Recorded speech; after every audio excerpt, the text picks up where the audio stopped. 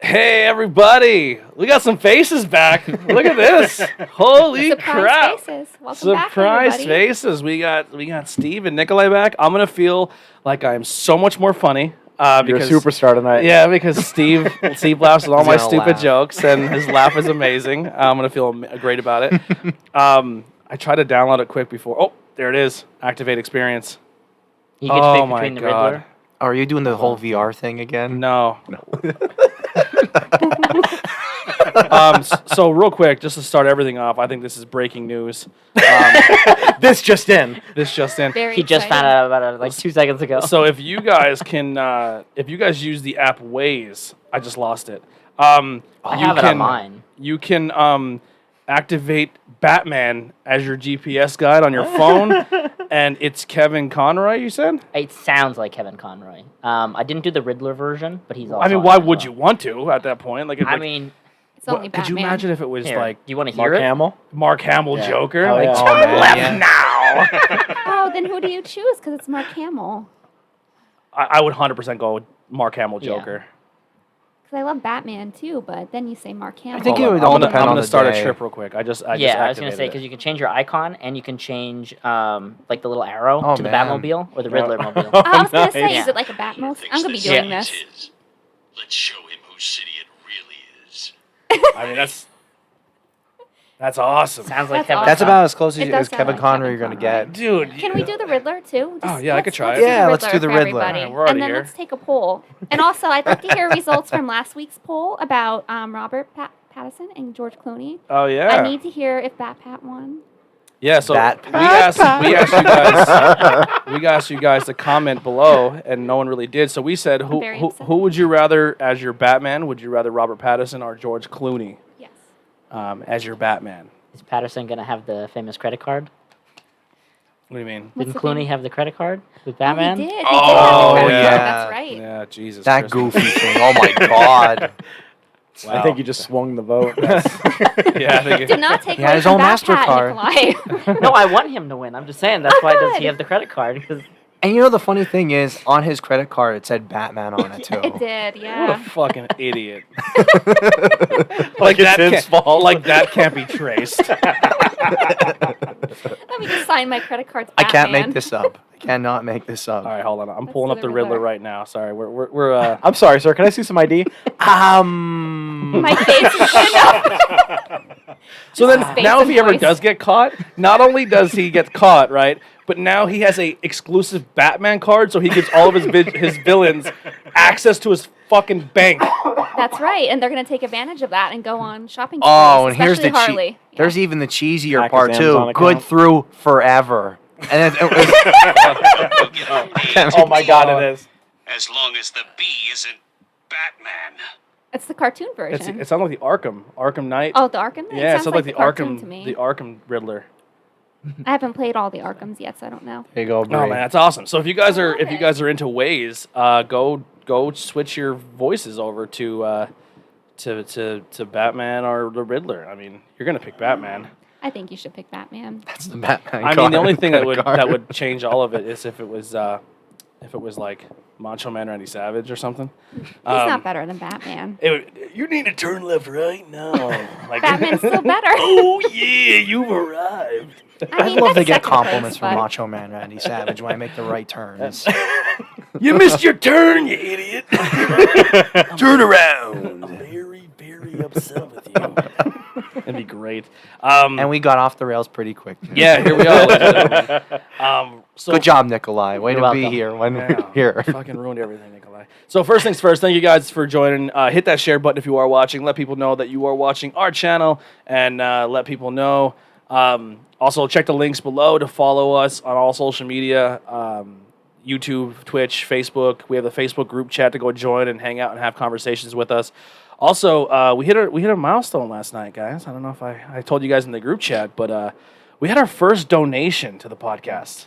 Like, dude, it hit the screen. So like, it was a PayPal donation. So PayPal's not linked to the thing, so nothing popped up on screen. But it popped up in the corner as like an email notification, and then my phone buzzed, and I was like, phone went off, and I was like, what the hell is that? It said you donation on PayPal from, and Mary, and I was like, dude, we got our first donation. That's awesome. Thank you. Yeah, That's dude, that was awesome. Thank you. So all that goes to Thanks. we are looking to get some more equipment that we just slowly, when we sell merchandise, so you guys buy T-shirts, we look to use that to enhance our equipment. We do need better headphones. After a while, these start to hurt a little bit. So They that's do. our next mission is to get better headphones. So everything like that goes to it. Now I'm self-conscious because Ben has a raspy voice, and now I feel like I'm It's getting okay. phlegmy. Like I'm fucking dying. My throat hurts. Yeah. I just lost my train of thought here. Donation. Donation, there you go. The sweatshirts are amazingly comfortable. Yeah. Well, we have zip-ups now. Oh, snap. We have zip-ups Snap. that has a thing on it, and then on the back, so it's like a front and back type thing. Nice. Noah gave us a new logo for Interviews with Everyday People. Nikolai like went that. and revamped all of our old logos. So on the merch page, we used to have to trick a little bit and use a bluish gray microphone and a white microphone. And you couldn't get the white microphone on a white shirt because it just would wash out. Right. So Nikolai went and retouched up all the logos and put like a black banner around it, and then we made it a little more a better image and cleaned it up a little bit. Fancy. So now like all those bluish logo ones where the microphone had blue is like we're not really. I mean, we'll probably bring them out if people like them and we can bring them back. But for now, just the one white mic. But it works on every color shirt. So even That's if awesome. So even if it was like a red shirt and you like red. Bangin' Beers or one of the shirts that had red font in it wouldn't look very well, but now it all stands out because there's a black border around it. So Nikolai, thank you for that. Sweet. you. Cleaning up the logos. They all look great. So like I said, we have a lot of new stuff on the merch page. I started adding, we just unlocked neck gaiters.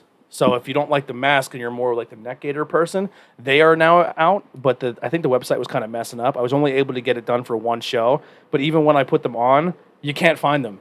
Like, if you click on the link, Oh, wow. like, I guess because they just put them on the site, they're still having issues with it. But neck gaiters are coming. And, yeah, so that's pretty much all I got there. Yeah, there was something else I was going to say that I just completely freaking forgot. Who knows?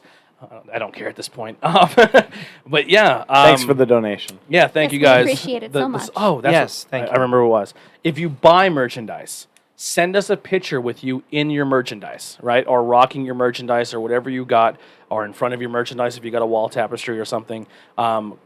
Our 2-year anniversary of the network and some of these shows are coming up very quickly. I think it's like November. It ranges from November through December. What we want to do is with the 2-year mark for the shows, in the beginning, instead of seeing streams starting and the music, you're going to hear the music, but I'm going to work on making a video, like a slideshow video, and it's going to be everyone who's ever bought merchandise from the show, and this kind of put you as in a slideshow of like, thank you guys for the support, and we've been doing this 2 years now, and we're getting close to like some shows are up to almost close to 100 episodes. So like we've been grinding, man. We've awesome. been doing it a while now. So we really want to give back to you guys, and so thank you to the people who supported us the whole way. And you can be a part of something, too. And you can be a part of our Absolutely. intro, So we want to make you guys a part of it as well. So if you guys buy anything, definitely send us some photos of it. Absolutely. That's all I got. See you guys next time. No, I'm joking. Bye. Yeah. So we have Nikolai back. Yeah, how have you been? Nikolai's been OG since day one. One of the reasons the whole network started is because Nikolai kind of helped me get some I'm motivation. sorry, and- everyone. I'm Yeah, sorry. Sorry. He's apologizing. So if I've been annoying your whole timeline, it's Nikolai's fault. But yeah, man. So how you been? Not too bad. What have you been doing with yourself? Well, lately, like this weekend, for instance, I have headshot updates I'm going to because I'm working on going to a new acting agency. So I'm excited about that. So once those are done, I can submit them to them because they liked who I got them done with in the past. So I'm going back to them this Cool, weekend. cool. So we can do some updates. Did a couple auditions. Awesome. One's going to be a horror movie. Hopefully I get it. Good luck. So I get to be like a killer cop if I get it. So that'll That's be awesome. fun. Yeah. But there'll be more of that later. Very topographical. If you read the script, Topical, you mean? I think Topical, yeah. Yeah, topographical. I don't know. Very topical. Much like a map. Yeah, much like a map. Nailed it. A map for movies. A map for what's happening in our world. I think it was written that way on purpose. Yeah? Yes. Yeah. Nice. So is the joke. Anything else going on? I mean, I'm still doing my animation stuff. Yeah? Yeah. Your little stop motions? Yeah. I did a class not too long ago where it was for this one elementary school group that for 6 weeks they'd give me ideas and I'd little basically close. have to kind of Come a little closer. create their ideas. So like 1 week they wanted to learn some behind the scenes stuff for like Harry Potter effects. So I had to figure out how to make stuff fly and make myself fly and do different things. That's awesome. And then I did another workshop where just because of like the virus and everything, our plans kind of changed. We were supposed to do like monsters and do kind of like crazy makeups for them and stuff. And unfortunately, because of the being like social distance and having to wear masks and stuff, that kind of got thrown to the side. So we ended up making them like kind of whatever kind of character they want, and they ended up putting it into like a fantasy realm. And actually, one of my favorite shots was that I got to create anyway, because they were like, "Oh, well, I want to be a dragon." I'm like, "How in the world are we going to make these kids dragons and make them bigger?" So the whole thing was shot on green screen stuff. And at one point, it was suggested, "Well, we want the dragons to fly and have the kids to fly on them." So I had to then step back and get like super creative and be like, "All right, how can I make this happen on an iPad with a green screen?" And I did it. That's You, awesome. So you MacGyvered it. we pretty got much. some stools and we put the green screen over top, had the dragons sit on top, Oh, that's awesome. removed them, like we did a couple layers with them, and then we had the kids sit on the stools with the green screen over top of it and just kind of placed it up top, and it worked so cool. That's awesome. And Yeah. they loved it. So Nikolai is not only learning himself he always stay on his craft and teaching himself new things, but he's actually then teaching kids how to do it themselves with the same technology. That's so amazing. he's making a whole generation of possible filmmakers at one point in time. So like, and all the kids are now into live streaming. They're into all that fun stuff. yeah. And some of the top live streamers are using green screen effects. Yeah. Like Dr. Disrespect is a thing where he's playing a game. He'll be like, "We'll be right back. Let's go into the studio." And he'll hit a button, and it's a green screen of like a locker room, and he stands there and talks in the locker room, and then he goes, "Let's get back to the game," and he hits a button, and it's a loading screen, and he sits back in his chair, and he just starts gaming again. So like, that's all stuff you're teaching kids how to do. Yeah, That- with stuff that they don't need, like you don't necessarily need big fancy equipment or anything. I mean, Yeah. most of the stuff that you can do now is just on your phones. That's Yeah. awesome. You're like a movie MacGyver, like I've been saying. Yeah, he not only does That's he want to awesome. act, but he can get to the Yeah. point where he's doing special effects. He can direct. There's a lot of cool stuff. I mean, I feel like in general, like if you're going to get into that field, it's best to know as much about each individual part, or at least a little bit of it, just so you have an understanding of how things work instead of going in. Because I've had people in the past that they're like, "Oh, well, Nikolai will fix it in post." No, that's not how this works. We should try to aim for it to actually be what it should be. Yeah, You know, get it right the on first set. time. Not necessarily like the first time, but like the less stuff we got to do after the fact, the better. Alexis is, "Oh my God, Nikolai's back." Yeah. Alexis is excited. Alexis is excited. Well, I'm glad to hear it. Yeah, that's the thing I try to do with this too. Is maybe it's lazy. Who cares? I don't care. I'm lazy. It is what it is. But I try to get the equipment and set it up right the first time, so I don't have to Right. go back and do as much in editing. Well, I get that too. Like, oh well, you can fix some stuff in post, but at the same time, it's like, what if you can't? Then Right. you gotta do it again. Yeah. Right. So the more prepared you are in the process of actually shooting it, and not saying, well, we have computers that are really good right now. You know, if you can do it in hand, do it in hand. Yeah. Yeah, You know. Makes sense. nice. Oh, and Steve is back. Yeah, he's back again. He's back. Where the hell have you been? COVID, bro. COVID for the most part. Fair and enough. then work. When I went back to work, I was back. Was working 4 10s, so it was conflicting with the schedule coming up here and staying up late. I get up at 4 o'clock in the morning, so couldn't come and do the show. It's all right, it's all right. Then my schedule went back to the way it was, so I'm a little more. I got time now. I'll be back every other week. But as far as doing stuff, you should let me go before Nicolette because mine's way more boring. Nicholas at the bar. Yeah, it's that stuff. I haven't really done anything while I have not been on the show. Haven't played video games. Haven't really watched TV. I've been buying a lot of records, spending a lot of money on records. Are you still playing your tabletop games? Not so much. No. It's not. Summer's not a good time for it. People are doing vacations and shit like that. Yeah. And you want to get out into Absolutely. It's hard to find 3-4 hours where you can sit around the table. Yeah, I don't know if this is a podcast story, but if it's not, you can just give me like the no. How's the pup? No? No, Okay. It's fine. But dog's fine. Okay. Dog got bit by a copperhead a couple weeks ago. Very I upsetting. loved. I learned so much about snakes recently too. Yeah. So yeah, I he actually touched snakes too. I did, and I seen a copperhead. Yeah. Yeah, and You didn't touch copperhead, did no, you? fuck that. I'm not stupid. But I found out that like, if a copperhead does bite you, it's very rare that you're gonna die from it. Yeah. I mean, it's not good, but it's not the end of the world. Yeah. So when you told me, and you're like, dog will be fine. I was like, I don't know if Steve knows. Like, that's a snake. That's venomous. Like that dog's, it's gonna be in rough shape. And then I went up. We did a podcast in New York, and this guy's like a reptile expert. Like that's his hobby. And he's like, oh no, copperheads bite dogs and stuff all the time. And like even if they don't go to a vet or something, they can just shake it off. Like they'll be sick for a little bit, but they can shake it off. Right. High resistance And I was like, rate. I did not know that. I thought if a venomous snake bites you, like, start writing your will and testament out. It's over, So it's good to hear. That was a big fucking snake, man. Yeah, it was. It was pretty scary. Terrifying. That's scary. Yeah. But so yeah, I mean, I have not, like I said, records, and then I started my own podcast. Yeah. So that's pretty So exciting. exciting. Yeah. I love the logo. Thank you. Yeah. It's my face. Yeah. But with really the, creative. the gray stripe Right. going with down. the stripe. If you ever look for an update, hit up our girl Tori. She turned me into a couple different things. That's an awesome logo. Yeah. That's awesome. It's like a photo that haunted me my entire childhood. And now you love it? Yeah, it's I hope so. Yeah, well, I mean, I kind of always dug it because it's like the glow up is real type deal. But when she came over, she was like, "Yo, you have it?" Like, and I was like, "Oh my god, if you think that photo is bad, you should see these." And she was like, the entire time, she's like, "Click, click." Click. And she's like, "You have so much more coming." So I was like, "Oh no," so definitely check that out. If you're looking for logos or anything like that, hit up Tori from Truth Behind Illusion, and she does really cool stuff. But so, what is your podcast name, and what's the topic here? The podcast is the Steve Miller Podcast. We talked about that. a little Tried to bit. keep it simple. It is very simple. I like that. If you know me, then you know the podcast name. And right now, I'm pretty much interviewing my friends who are musicians.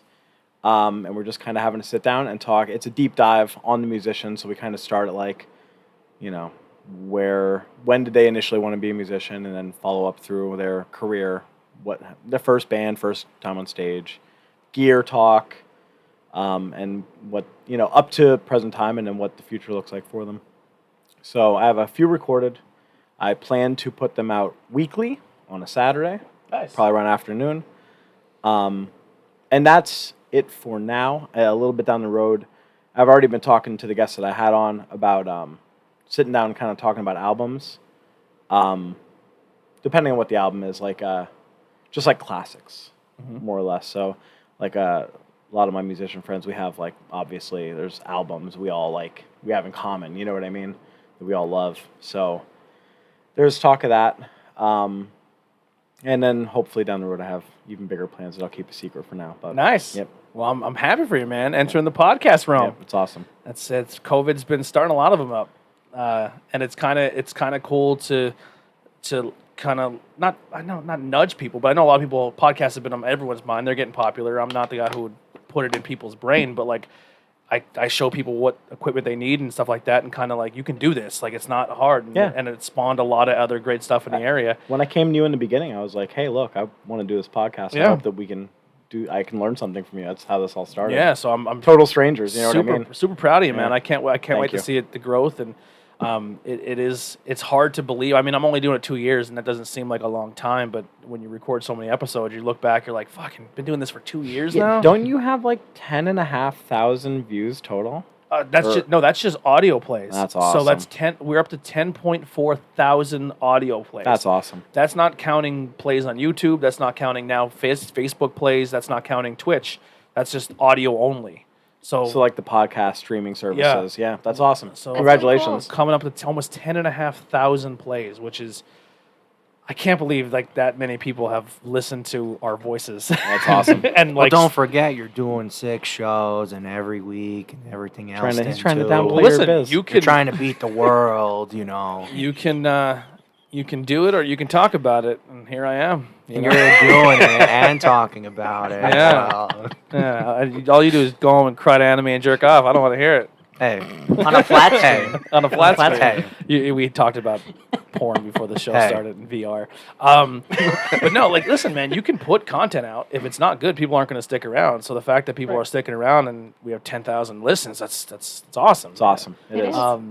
But yeah, I can't wait to see the continued growth and stuff like that. And you can always follow his page. We'll get the links and we'll put it in the it's not going to be here right now, but we'll get the links and we'll post it in below.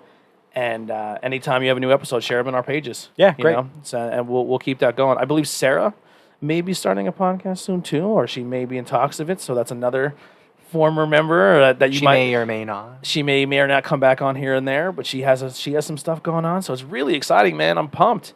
And I actually talked to the School County Arts on Sunday at the mansion, and we're possibly working at a deal where she wants to talk about the arts in School County as a whole, and she can't do it all, and it's hard. Like that's kind of why I kind of rely on other people to help kind of take the forefront in some of the pages with some things. Is like I can't catch everything when it comes to news, and I'm not into the anime world, so that's where you like maybe used to pick up the slack there, and I'm more into like the sports games, and we all kind of help each other out. So she's trying to do that with the School County Arts, and kind of Tim Mingle's been taking the front on the music scene and helping her do music at the mansion. And she wanted, like, we're going to work at a thing where I can maybe work with content creators, where it could be video game streams or YouTube channels or podcasts. So I'm trying to find out who all does it in the School County area. So when we do something when it comes to School County Arts, we can present this side of what's going on in our area too. So we can bring more like, hey, there's podcasts. If you like podcasting, there's more things you can go listen to in our area. So it's a cool thing that it's grown, man. Like Yeah. we're the podcasting scene is getting just as big as, you know, maybe some of the music scene or, you know, content creators and video game streamers. They have a place too. And it's kind of cool that everyone's kind of being recognized for their craft and like acting and plays. And I never even knew about the Majestic Theater in Pottsville. We're doing cool stuff with them. So it's like we're growing and we're finding more things in our area that people are doing that you never would have thought of. Yeah, it's awesome. Super important. Yeah. So news-wise, You mean Batman on Waves wasn't it? That wasn't the I mean, The that's- be all end all. Yeah. it's top, The be-all, end-all. that's the top of the good news. Let's get right into it Go ahead, Ben. with the Black Panther. Black Panther. That's it? You're just going to stop? Well, I thought you were taking a lead here. I thought he was too. Let's Chadwick get into it. Boseman, Very Chadwick devastating. Boseman dying Yes. from Very colon devastating. cancer. 2 years worth of battle. That's a shame.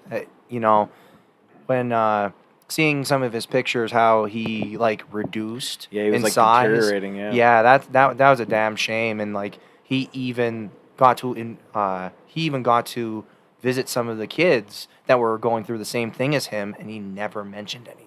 Yeah. That's something else. Well, here's the thing that kind of is that? shitty, and I didn't do it to call people out or to say like, hey, if you're one of these people, F you, because everyone's entitled to a change.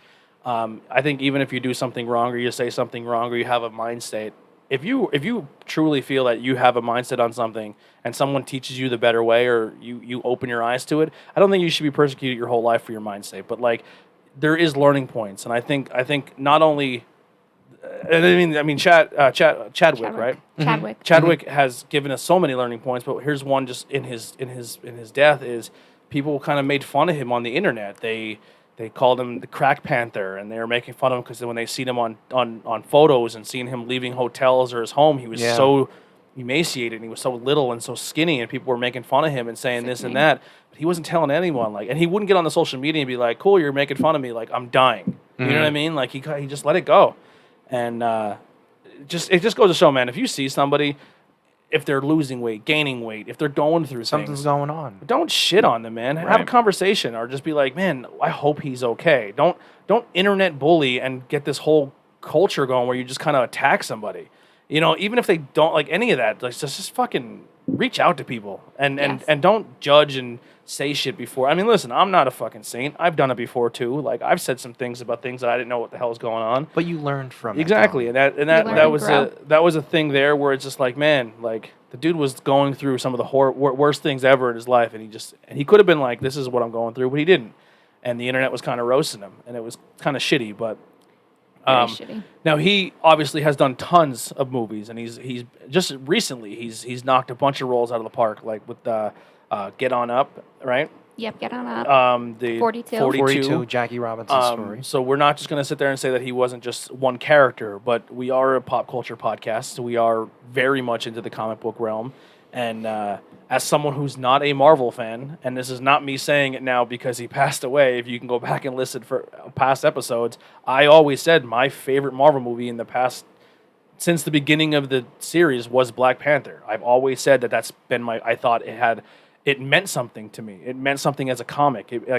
Even when the only Marvel movie I see where you actually felt like, man, this villain like has the upper hand on the Black Panther. You know what I mean? Like Killmonger is doing stuff. Like I just felt the movie had a purpose. The movie was teaching things stuff. Like we talked about in the podcast a couple weeks ago, where a comic book, if you read, like I don't read religious texts, you know what I mean? But I can read a comic book and it can inspire me to be a better person. And I honestly felt like that's what Black Panther did. Like that's when you read comic books and Stan Lee and all these great writers put these things out to say like, we as people may be completely different where somebody has a superpower and somebody doesn't, but at the end of the day, we can all make a change regardless of who we are as people. And it talks about current events going on in the world and how people are being held back or how people are being persecuted or treated differently. And Black Panther is one of those characters that was the forefront of that. Yes. I mean, X-Men was the same way, Yes. but Oh, but definitely. instead of using just black culture, they kind of hit it in mutants and kind of just Civil rights and everything civil else. rights and stuff like that. But Black Panther was the first one. Like, no, this is right forefront, and I just thought that movie was impactful, and I thought it did a lot of things for people. And I know a lot of people say, well, it's like the first black hero for people to look up to, and it was. I'm not saying that there has never been a representation of a black character that can't be that. I mean, but we had Blade movies, we had all that, but Black Panther was the most meaningful character, and it took what? There was a little bit of weight to it. Yeah, Quite a bit right, of weight to it, 100%. actually. Some of the quotes in that movie were impactful. Like, I'm gonna be honest. Like when I seen that in theaters, like I left there with a different mindset. Like I there was parts where I was holding back emotion. When spoiler alert, if you haven't seen it, when Killmonger's there and he's bleeding out and he's dying and he's like, we can fix you. And he goes, what? You're gonna put me in prison? He goes, you're gonna just enslave me and put me in prison my whole life because of how I feel. He goes, I'd rather be buried at seas with my ancestors. Like I'd rather fight and die than be a prisoner. That was a very inspiring scene. Yeah. I felt very meaningful. Probably one of the best ones out of the whole movie. I agree. It just fucking movie was unbelievable. It was. And he created that. Like that was his character, and he inspired so many. Is anyone want to add to that before I get to my next little topic here on that? Does anyone else have their feelings of what that movie did for them, or? I think that movie's very inspiring. I think it did a lot for many people, and I feel Chadwick himself is a very inspiring person. I think he's a great leader, and he led in a very peaceful, kind way, and I just love him as a person, as an actor. So I feel that this is very devastating news, and I think he is a very strong person for being able to continue his job and be there for his family, be there for his fans, and be there for all those children who were suffering and dying for cancer. And he was doing it with a smile on his face and just continuing it, knowing that he was kind of looking at his own fate, what could be his own fate without knowing. I think that takes immense strength, and I just think he's a very inspiring individual. He is not only playing a superhero, he was one. I agree Right. with that. He had some beautiful quotes. I shared one to the group page, and it was Yeah. about like the movie, but I just thought that was a very nice quote too. He literally is the embodiment of what I get out of comic books. You know what I mean? Like that's like when people read comics, like I think people read them for the story, but some of them are so much deeper than that. You know what I mean? Yes. Like you can really pull stuff out of those stories, and they are inspiring. And that was the first movie that I watched from DC, Marvel, any of them that I felt like it made an impact on. Yeah. That movie was very powerful, very inspiring, and I think it taught a lot of very important lessons about important like movements to everybody's attention, which I Yeah. think was really good. How do you feel about the movie, Nikolai? I mean, I saw it a long time ago. Mm-hmm. So I mean, it's not as fresh Yeah. for me. So I don't really have too much of an opinion on it. I mean, I have opinions on certain things, but it's more of like a design Yeah. opinion of the movie, not necessarily the movie. Yeah. So I'm just gonna bow out of that. Yeah. There were some things in the movie that I didn't like. I thought some of the jokey stuff was kind See, that's kind of why I was like, I didn't need the whole Crocs. What are those? right. I mean, I felt like And- it was one of those movies where you could have cut some of the Marvel laugh stuff out because Right. the movie was it meant something. Right. Yeah. Ben? Pretty much what Bree said. You know what I mean? Like, pretty much hit it out of the park. I mean, again, like you were saying, he basically was like a hero, but in real life. And he Yeah. really followed through with it. And, you know, you could kind of learn from him, especially when that comes to it. You know what I mean? So, you know, maybe look into your comic books a little bit more. Maybe look at Chadwick Boseman as a different role model to get that kind of parallel between them. Yeah. So that's Steve? how I go about that. Don't crucify me. This probably won't even surprise you. I did not see it. Didn't see the movie? No. But I will say, like even you had mentioned, you know, the black community doesn't really get superheroes. They don't get much representation at all. You brought up Blade, but that's another generation, man. Yeah. So the Black Panther, even for me knowing nothing about it, he's what this youngest generation had. It's kind of all they had, so it's got to be a serious loss, I would imagine.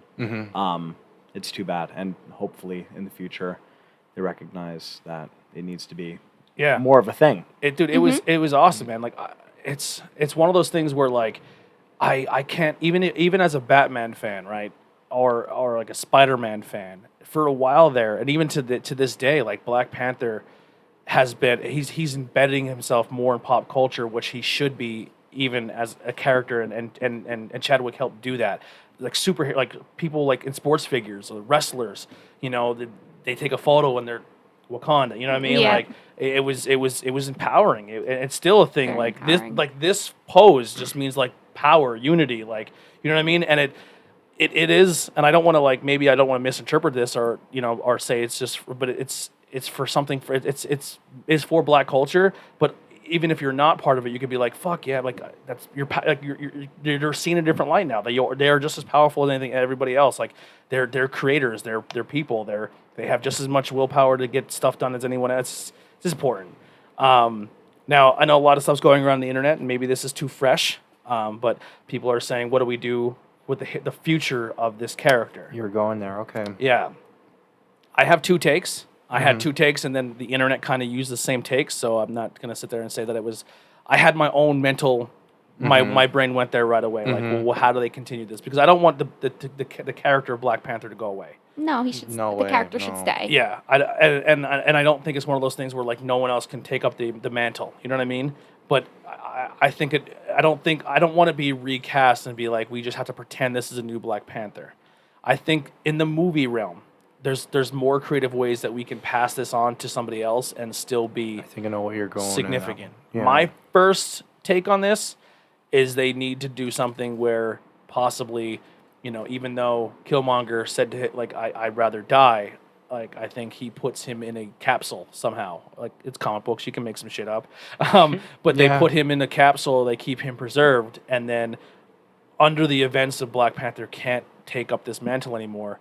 He was the highest ranking person ever to take the mantle of, because like regardless of how you felt about Killmonger, he legit straight up one-on-one beat he earned that title of Black Panther. He did. So even in like in the movie sense, Black Panther comes back and reclaims his throne, but he kind of bucked against his culture's way of passing the torch in a way. Because he might have been doing everything wrong for the culture, but he earned the spot to be the Black He Panther. did. Yeah. So kind of like in the movie, the Black Panther kind of went against culture of I need this back because I don't think you deserve it type deal. And in a way, you can kind of go about like the way that he was, and then kind of learn to get back into what the true Black Yeah. Panther title actually is. Exactly, and that's why he fought back because he earned it and he has the attributes to be that. But his heart, it's kind of like Azrael with Batman. He took over the mantle, but he wasn't doing it for the right reasons. Right. But it seemed like towards the end, when he met his demise, he was like, I see the bigger picture here. and he's like, but I want to die for my cause. You know what I mean? So I personally would like Michael B. Jordan and that Killmonger to take up the mantle. I think that would be a good thing where he comes in and like, you know what, like this, like it's kind of like when two guys who hate each other in mixed martial arts or in boxing or in any combat, or even two dudes in the school. When you grow up and you're in school and you're like, I hate that dude, he hates me. We're going up for the flagpole and we're fist fighting. And then after the fist fight's over and you kind of get that out, you're like, I respect you now. One of those deals where like you meet, and I know I'm not saying violence should but sometimes it is. You know, it just that's we're human. We're kind of designed to be that. But I would like for the Killmonger to take that role, or there's a second theory going around which I'm cool with, where the sister takes the throne. I dig that too, but when it comes to the art of combat and it comes to the art of rightfully owning it, I think Killmonger, I think for me anyway, would be the clear choice. And I think Michael B. Jordan's a fantastic actor. He is. And I would He's like amazing, to him yeah. to Well, keep why that not? going. Why not do both? Why not include Two the Black both of- Panthers. Well, she's still like I would still consider her like the Queen of Wakanda, She is, yeah. but I think he would take up that mantle of. He doesn't need to be the king. Shape up two totally he- different roles But as the Black he's Panther. the though. muscle of the thing. Like if you need me out and you need to go join the Avengers, I'm not going to send her. She's the queen. You send out the Black Panther to go do your bidding. So I have an opinion on this. Sure, absolutely.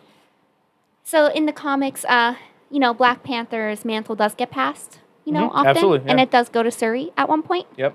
So I agree with what you're saying about Killmonger, like earning it through, you know, the ritual that they do, and he did earn it that way. But I also agree that he did have some, you know, learning to do and some growing to do, and I do believe he also reached that at the end of the movie.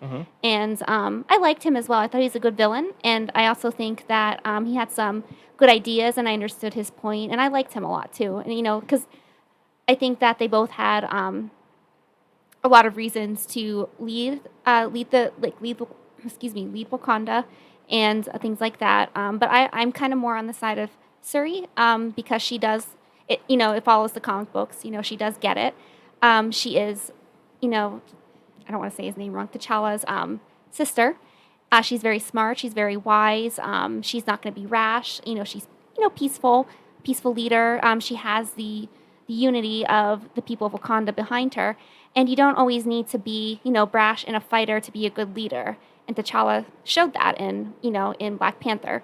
And she always has those people behind her, like the army, like, can't remember the character's name right now, but Danny, who plays Michonne in The Walking Dead. Denai Guerrero. Yes, I can't say her last name correctly, so I didn't want to butcher it on air. Nope, no problem. But, That's why I'm here.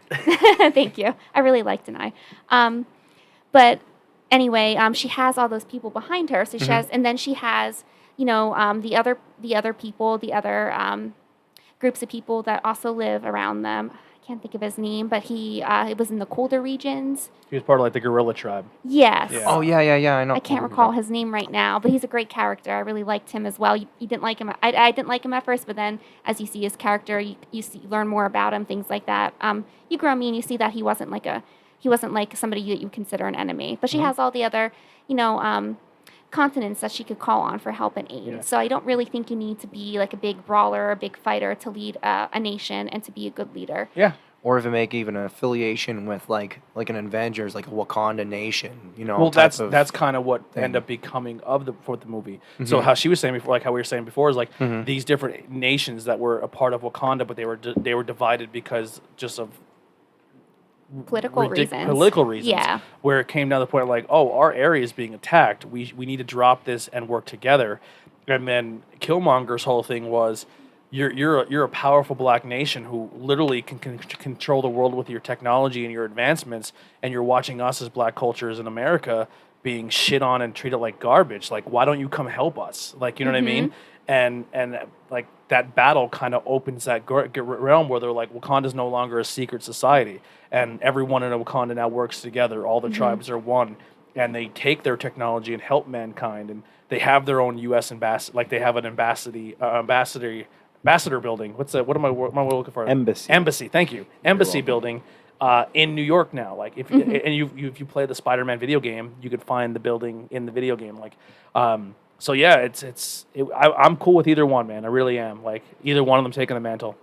And I think Suri could be a fighter if she had wanted to train and be a fighter. I don't know, Like I don't know a whole lot about the comics, but I do know enough to know that she does take the the mantle she's of the the Black gadget Panther. one. She's the one who She's makes so all the smart. technology. So she can literally turn Black Panther into what kind of he was created for anyway. Like, I mean, I'm wearing the original shirt. He was designed to be the Black Batman, where he's super like, but he has powers, but he has these crazy technology, and his sister was the one who was kind of giving him his gadgets and stuff. So, yeah. So was in Black Panther when the suit that like builds up the energy or something? I mean, Yeah. she could even go to that level then, where she doesn't could. necessarily need to be strong to be the Black Absolutely, Panther to yeah. fight. The It's just suit- a rebound of Yes. their Yeah. energy. Yep, absolutely. She'd be fine, I think. Yeah. Yeah, They I could think do she'd be they fine. could do a cool thing where they take all the tribesmen, like all her tribeswomen, and she puts them in suits, and they have like a Panther army. You know what I mean? be Like cool. they're, Black there's Panther unit. there's so many things here, especially when I think going into the next movie, if you show more unity and bring, because like that movie, if you watch it and you just don't look at it as the movie and you actually take from it and say like we're all in, like we need to work together here. You know what I mean? And stop looking at people for like an outside nation or looking at them as they're not because they're not American, they're not us type deal. Like it's powerful. It's powerful. I want to see it continue. And I do too. And I honestly think if Chadwick wasn't here, he would want to see it continue too. You know what I I mean? think he would as Yeah. well. It's such a meaningful movie for a lot of people, and a lot of the characters are very inspiring to a lot of people. And I think there's no reason to get rid of it. Of course, we want to be respectful to Chadwick and not jump right on the bandwagon and replace him right away. I think that'd be very disrespectful and hurtful to him and his family. So I think we should wait like a respectful amount of time before we go there. That's my opinion. mean, Yeah. You I could don't even wanna do hurt it him. because it's on set where the helmet never comes off. that's true. You just see You Black could, yeah. Panther, you could do that. and then it gives you that time to kind of move on or like move forward from this, but yet they don't have to stop production. Right. So, It would be interesting to see how they would write him off, though. That would be yeah. where I think if it was done wrong, it could be disrespectful. Like, does he, you know what I mean? That would be the tough one. It would have to come to one point where the mask would have to come off, and then you see Killmonger, and then they kind of give like a little bit of a brief, That's the challenging part for someone Yeah. to come in and directing, because you want, obviously you can't use him, but you want the legacy and what you created in that universe to go on, but you want to do it in a respectful way where the character, obviously he's not going to be the one donning the costume anymore. And that's where the challenge comes in. Can I ask an ignorant question? Sure. Was there a second movie planned? Yes. Yes. Is it in production already? I do not know. Oh, okay. I haven't heard anything. I think a lot of production stuff has been very under wraps. Like we talked about like before about Aquaman 2, and you guys like, we didn't hear anything. And I was kind Well, of wasn't Marvel supposed to push off all their movies then at one point They for were. like to go Phase 4 with it as well? well, they have Yes. been filming a lot of them though. Like they have two or Okay. three. I think 2 or 3 of the movies are done. just Like Black touching Widow up on is. some Yeah. stuff. That's all. Because they just released news the other day, like Aquaman 2 is it's in that production filming phase, or it's in that phase already. It's going to be a lot more serious and not so much like, I guess it's going to get a little darker. I think it will be good. Yeah, I agree, but yeah, And I did just post the next phase of Marvel movies to our Not Cool in High School group. Okay, Yeah. right. I don't think I saw Black Panther on there. I'll have to yeah, look. it's going to be, like I said, that's look going to again. that's going to be the challenge of how they step in. I I as think a- that's going to be like a 2-year type of deal. I, how I they're gonna can go I about can be it. that fan and sit there and say how this is the next character who should take over, but I couldn't tell you on the top of my head how I would write that other character off. Yes, It's that's tough. the hard part. It's tough. That's Bree- the hard part. Bree's totally right, and you don't want to disrespect the guy. Yeah. On the Yeah. other side of the coin, and Disney's a corporation that's trying to make money. Yeah. So they're Yes. going to strike while the iron's hot. It's just how any business is done. You know what I mean? They'll figure out Well, something. well, right? there is some dirty things that have went on since Chadwick had passed away. Black Panther was for free on Netflix, and it was pulled off.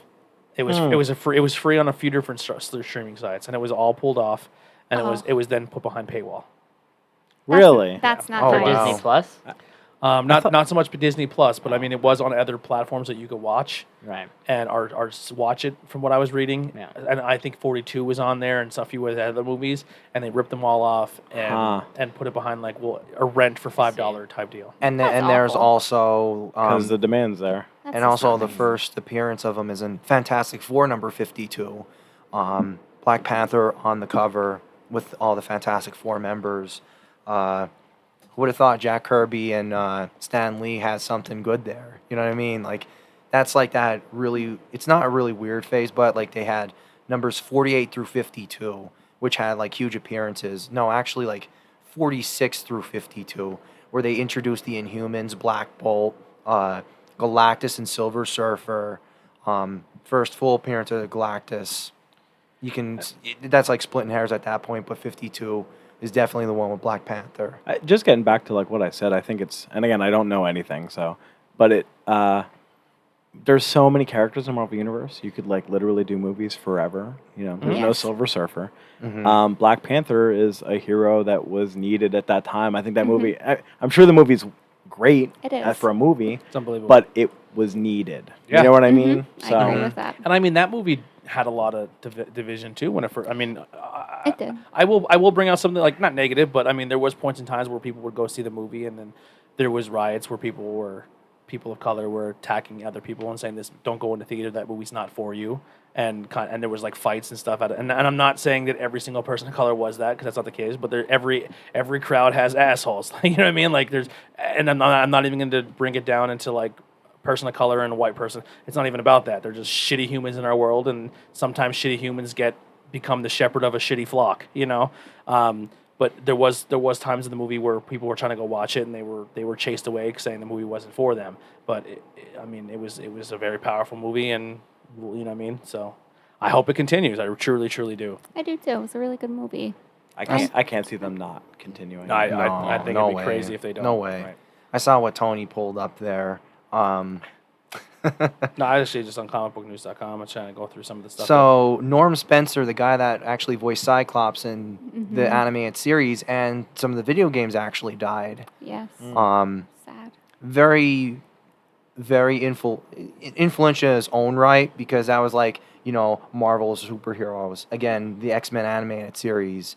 Marvel vs. Capcom, you hear Scott Summers, that Cyclops, you're like, oh man, you get lit up every time you hear Cyclops. And it's just one of those guys that has that good iconic voice, kind of like Kevin Conroy for Batman. Like, all right, you know who you're picking. Right. You know it right off the bat, especially like, I know Steve's a little bit older. We play video games, like the older stuff. Yeah. So like for me, I'm like, it bummed me out a little bit. Oh, Not yeah. gonna lie about that.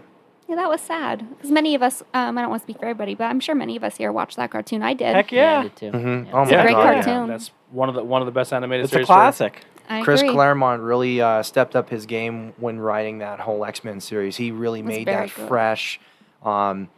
A lot of the storyline, you could watch the animated series and really catch up with the comics for real. Like, and that's how easy it was. It's like everything that you basically know about that from the animated series, you can translate it to comics, and people will be like, "What?" And they're like, It's pretty awesome. that's how good of a series it was. Yeah. It was a good show. Again, that's how like Batman animated series was. Yep. Blended Great show. all that different stuff in and made it its own, and you really know what you're talking about. Two really good adaptations. Comicbook.com is flooded with wrestling news. Holy shit, man! Yeah, they've been really hitting it hard with the wrestling stuff. It's like It's a wrestling crazy. page at this point. Yeah, I should know. Make their own wrestling page and keep comic book stuff to comic book stuff. Yeah, wrestling. Yeah. The PS5 backwards compatibility details revealed by Ubisoft. So I guess they're pretty much saying that the console will not offer backwards compatibility to PlayStation 1, PS2, or PS3 games. It'll be a handful of PS4 games. And then there's also rumors going around. That's awful. Yeah, and there's also rumors going around that they're going to have a limited release cycle where you have to pre-order, and it's going to come out in waves. Yeah, it's not going to be easy to get. And a lot of that may have to do with COVID, or there may Yeah. be some underlying things that it's all rumors and speculation. So I'm not going to dive too much into them. But PS5 may not be easy to get this holiday season. So if you see pre-orders and you really want it, I wouldn't wait on it. I Shoot would from grab the it. hip. I would get it right away because it's looking like it's not even going to release worldwide right away. It's going to be released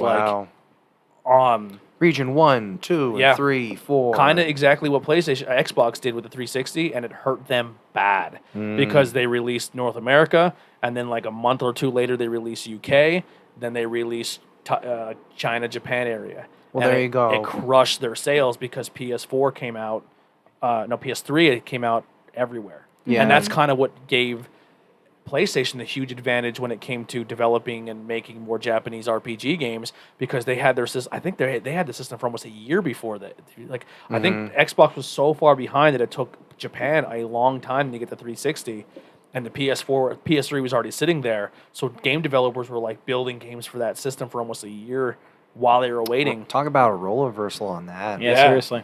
You think It's, you'd learn from the other guy's mistake? Yeah, Yeah, go figure. I think they're a little cocky enough to be like, okay, we're gonna try it. I'll In chalk reverse. it. We'll chalk it up to a pandemic. Yeah, sure. And I mean, Sony is a major company. Let's not say they're not. But when it comes It's not to exactly a mom and pop shop. yeah, but when it Yeah. comes to getting possibly more computer aspect things done, I mean, Xbox is that's their wheelhouse. If they really Yeah, lean that's into it, not a question. If they leaned into the Xbox and their gaming side of it like they are now in the past, the Xbox wouldn't be hurting as bad. But they kind of treated the consoles as if they were secondhand, like they were just like tablets, like they didn't give a shit. And now they have the leadership in there to like, yo, consoles are kind of a big deal, and they kind of they're leaning into it like, we're a computer company, let's make these as close to PC as we can. Where Sony is still like they're movie executives, they're making systems, they're making TVs, they're making electronics. So when it comes to certain of that's where they kind of fall by the wayside, you know. So it's kind of like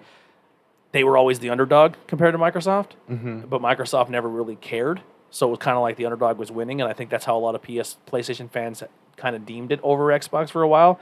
And now Xbox is like, oh, we're gonna flex now, like, you know what I mean? Now, and I think that's where I think this COVID's coming through, where Definitely Xbox gonna has be a the role resources. reversal, 100%. Xbox It has to be. Yeah, Xbox may have the resources to put more consoles out right now. Where the PlayStation's kind of like, fuck, man, we're kind of behind because of all of this COVID. You know, I wouldn't count it out. I'm just saying, as fans, if you're looking for it, I would not sit on it because you're going to have those dirtballs who are going to buy the systems and they're going to sell them on eBay for twice the price. Get your bar scanning apps and everything else in your emails all set. And up I to think go. I think PlayStation's doing a thing too, where I think depending on your card or your shipping address, or if you go to a game store to buy it, it's one per household. Oh, there. Oh, wow. Yeah, so I mean, unless you walk in and you pay for it with your card, and then your brother walks in behind you and he buys it, and it's on his card, it's like, I think they would allow that, but they're not going to let one guy walk in Right. and say, "I'll take 10 PlayStations, swipe the card, and walk out the store." Yeah. Yeah. That- Which I hope more consumers do that. I really do. that's been running rampant with like any video game realistically, because It's I in know a ton of markets. oh my god, and people think that it's like, you know, it's really unfair because like a lot of the times, like I always remember, you know, getting Legend of Zelda, like the Ocarina of Time, like the pre-order. It was so easy to get because it was only one. And then like now all of a sudden you have these scalpers that are just buying the games and selling for twice as much or even more. Because there's a couple of a couple of Legend of Zelda systems that I do own. I had to end up going through a secondary seller and they're hosing me down. It's like, it's about time we cut that shit out. I agree. Hey, you did it with you do it with football tickets. You did it with New York Comic Con tickets. Do it with fucking consoles. That's my rant. They do it with music. It's hard to get music tickets because Yeah. people Yeah. snatch them all up. Through Or Ticketmaster and stuff. Yeah. And Right. then, you know. Yeah, with American Express. Does anybody have American Express here? Seriously? No. I don't. I only knew one guy, and he hit the road like the drifter that he was. oh boy. Ben sent him packing, is what he's saying. Ben killed a guy, guys. I'm just thinking of that scene in Anchorman. Yeah. Brick killed the guy. Trying to see what else we have here. I mean, I'm not really into it, but I'll say it real quick. If you're a Walking Dead fan, they are going to be making Magic the Gathering cards. Oh, there you go. Yeah, because they have a lot of. They just did Godzilla, didn't they? They're doing a Yes. lot of licensing. They did Godzilla Yeah. and Rick and Morty. They did a Rick and Morty set. So that's pretty cool just having something like that around, like for the fans. Like Wizards of the Coast, they're in a little bit of an iffy spot with the controversy that it's an awfully iffy spot.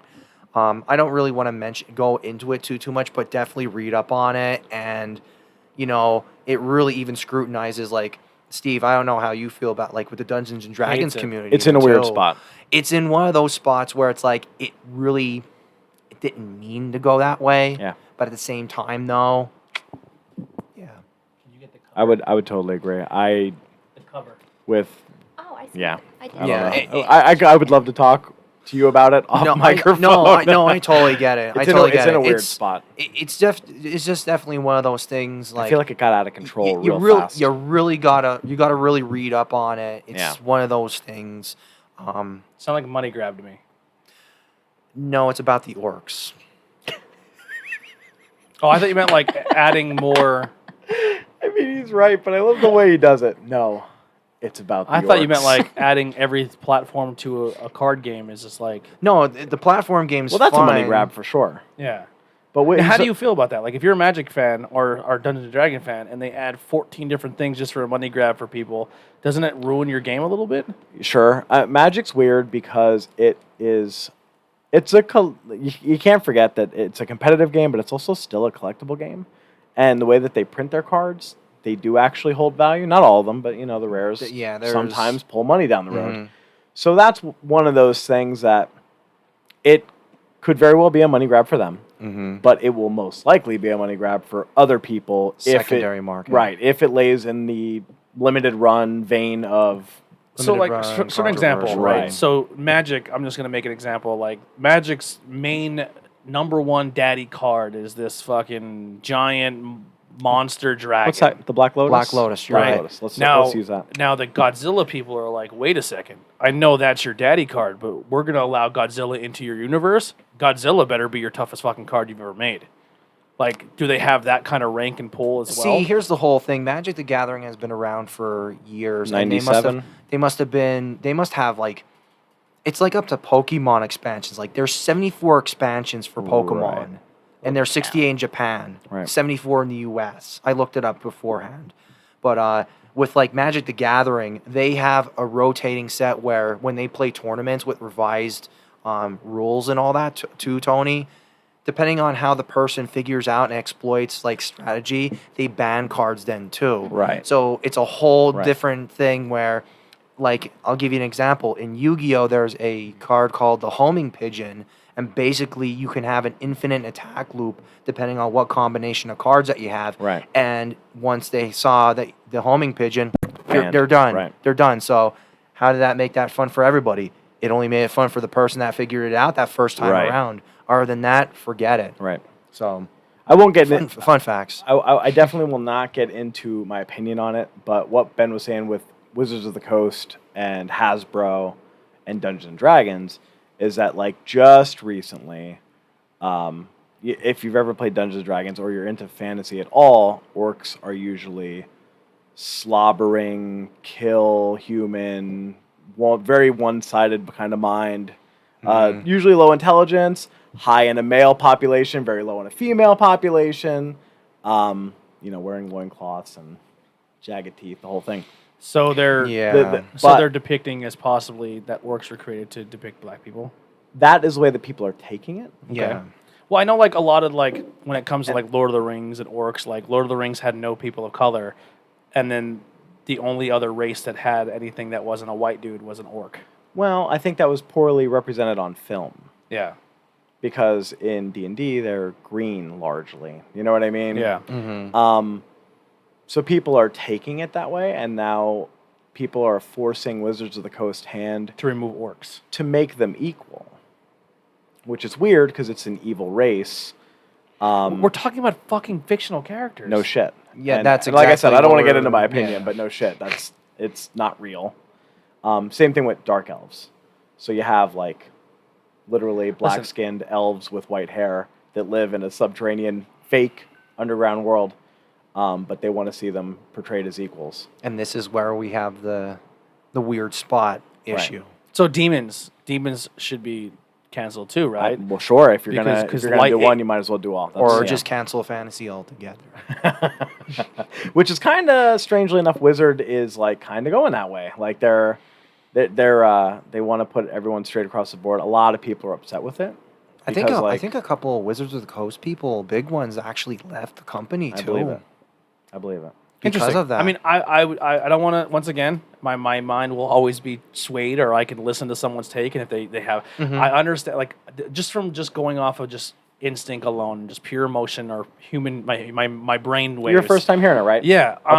I can definitely see how people can depict that white is always good and dark and is always evil, and if you translate that to race, I guess that's where you can put it together. But like, it's kind of like if you watch a movie where a guy takes a gun and shoots up a school. It's in the media, it's in the movie, but it doesn't necessarily mean that you should go do that or it means that. You know what I mean? So like, at what point when you create something, anything that we can create can be misconstrued as like, well, I see it as like if you read a book, the Bible is used by psychopaths just as much as it's used by good people. Sure. Like the Ku Klux Klan uses the Bible and uses it by saying that this is why we don't like people of color or Jewish people or this. But the same people could read the book and say, I get something good out of it. Right. It's about Perception. perception, thank you, and interpretation. You know what I mean? It's Because I always took dark elves as just they use dark magic, and they that's it. That doesn't make them good or evil. They just use dark magic. Yeah, That but I doesn't guess mean I guess anything. what they're trying to say is if it's dark or it's represented as dark or black, you're trying to say that represents people of color. well, they do have black skin, but that's because they don't see the sun yeah, because they live underground. Yeah, that's forever. all. Like Yeah. their eyes don't work on the surface. But again, it's all fake. Like, It's fake. Not, I I'm know. not. Yeah, it's The not not chat even the real. chat is going crazy Fantasy. here. Oh, I do snap. see. I'm I, sorry. Wow, there's a lot of people. well, no, I'm it's sorry. It's all no. It's all lit up. It's I've all never- repeating itself. It's the chat's Oh. fucked up. Oh man. I thought I broke the show. So Christian says, "Oh, cool! I'm jumping on. You're talking about Magic the Gathering. Awesome. Well, if you're here and you're a Magic fan, what do you think about that? Without getting don't politicize it and don't make it. Don't be saying anything crazy in the chat. But I don't know. That's kind of where I don't know. It's one of those. It's definitely one of those weird spots where Cancel like culture is attacking Magic the Gathering and fantasy realms. D&D, yeah. I think they're trying to alleviate a lot of that with like already Yo, established stuff. Yeah. once you let that culture and this is what I say. Like I know. I'm very liberal. I'm a very liberal person. But my biggest thing is I want freedom for all, like freedom of Yes. expression. Even if I don't like it, it's still because of where we live. They have that right to be. But you have the right to be like, I don't like you, or I have the right to be like, all right, if you're gonna make this kind of content and I don't agree with it, I turn the fucking channel. Like so, but if you allow someone to come in as your creative process and dictate how you're gonna do your thing, then why are you even doing it in the first place?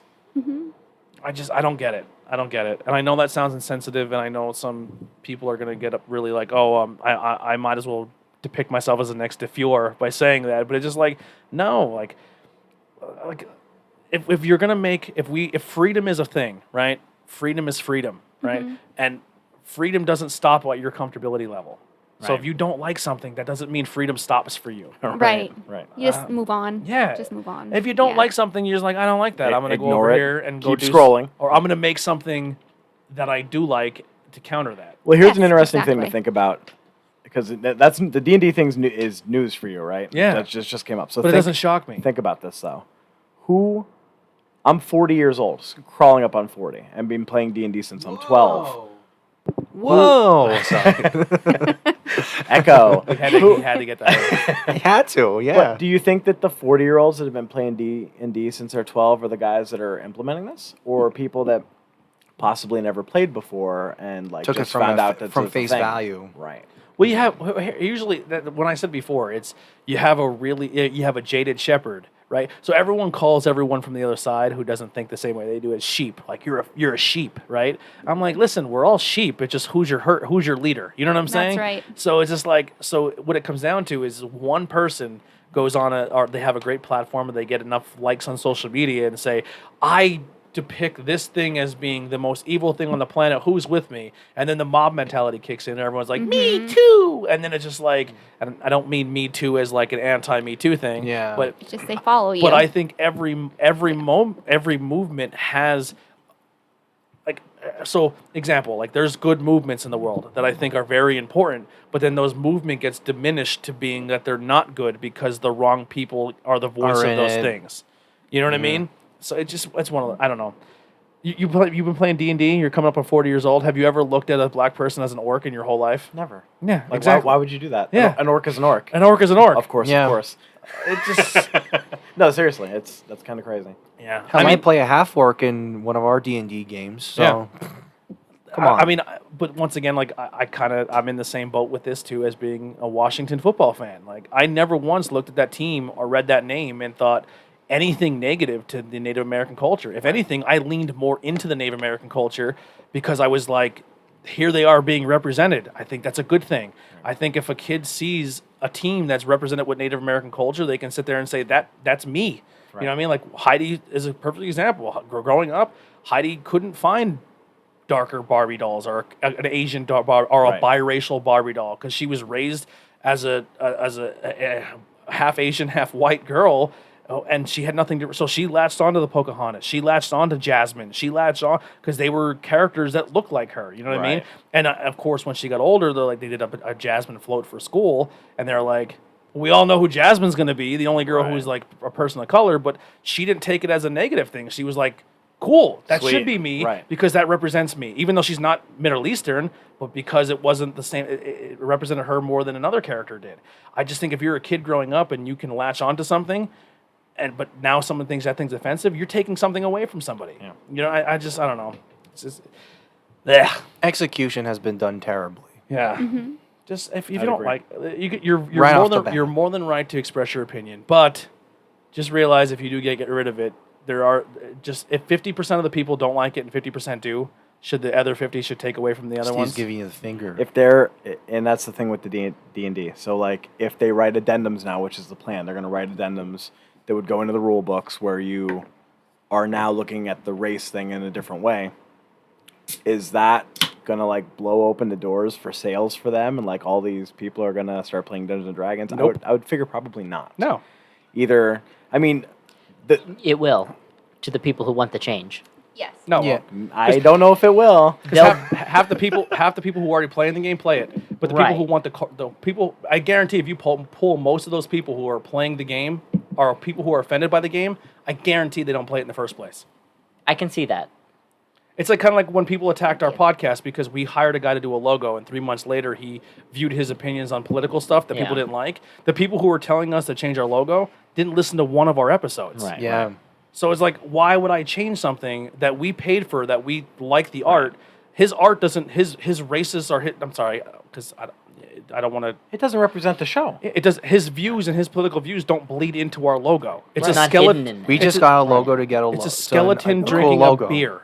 There's no. He's not. He doesn't have a weird mustache. He's not. It's a fucking rad logo too. Yeah. Like, So it just. So I would really be interested to see if they were to make the changes, how many people would run out and buy it? Because I'm almost willing to bet that half the people who are calling for the change don't play the game in the first place. No, they just wanted to meet their political gains because in today's society, everybody feels you need to think exactly like them, and they'll be happy. But that's not how it should be, and that's not the reality of the situation. We have to understand that we're all individuals, and we all have our own thoughts and feelings, and that's what needs to be respected today. And that is not what's happening currently. Yeah. And that's what needs to change. We need to be respectful of each other's views, and be able to agree to disagree and get along. And that's well said. Thank you. And that's what bothers me today. We're not all sheep. We're not all going to agree with each other. And we need to get back to the point where we were, like I'd say when a bunch of us were in middle school, where we all learned that we have different thoughts and different feelings and different opinions. And that's okay. We just listen to each other, hear each other out, and respect that instead of shoving these opinions we have down each other's throats, because that's what's happening today. And that's unacceptable. And I think that's the key of it. It's listen to someone have the conversation, not say, "Oh, well, you're wrong. You know, here's the wall. Right. You're on the other side." And try Screw to you." force the other person to do it, because what do you do? You're going to drive them away. Right. It's not. And we have this mentality where if you don't agree with me, you're now my enemy, and I don't like you anymore. I hate you. We're done. We're done. Yeah.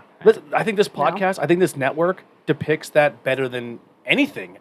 Currently, we have if there's 5, sometimes 6 people around a table, we don't always agree on the same thing. No, definitely But not. no one gets up away from this table and says, "I hate you." Like, I'll never see you again. Exactly. Tony, I done. hate you. I'm going. I'm not your friend anymore. Bye. This is the greatest thing that ever happened on a podcast. All right. So while we were ranting, I thought that was important. That's a good conversation. For sure. We cracked open. Andy Header has left us the brand new 2020 Mountain Voodoo mystery flavor, part 2. Now, last year's flavor, I believe we all said it tasted like something. I don't want to say what it is because I don't want to skew anyone's things. But the flavor will end up being candy corn. I'm so sad I missed that. I love candy corn. Well, You're one I of the liked few. it. here we go.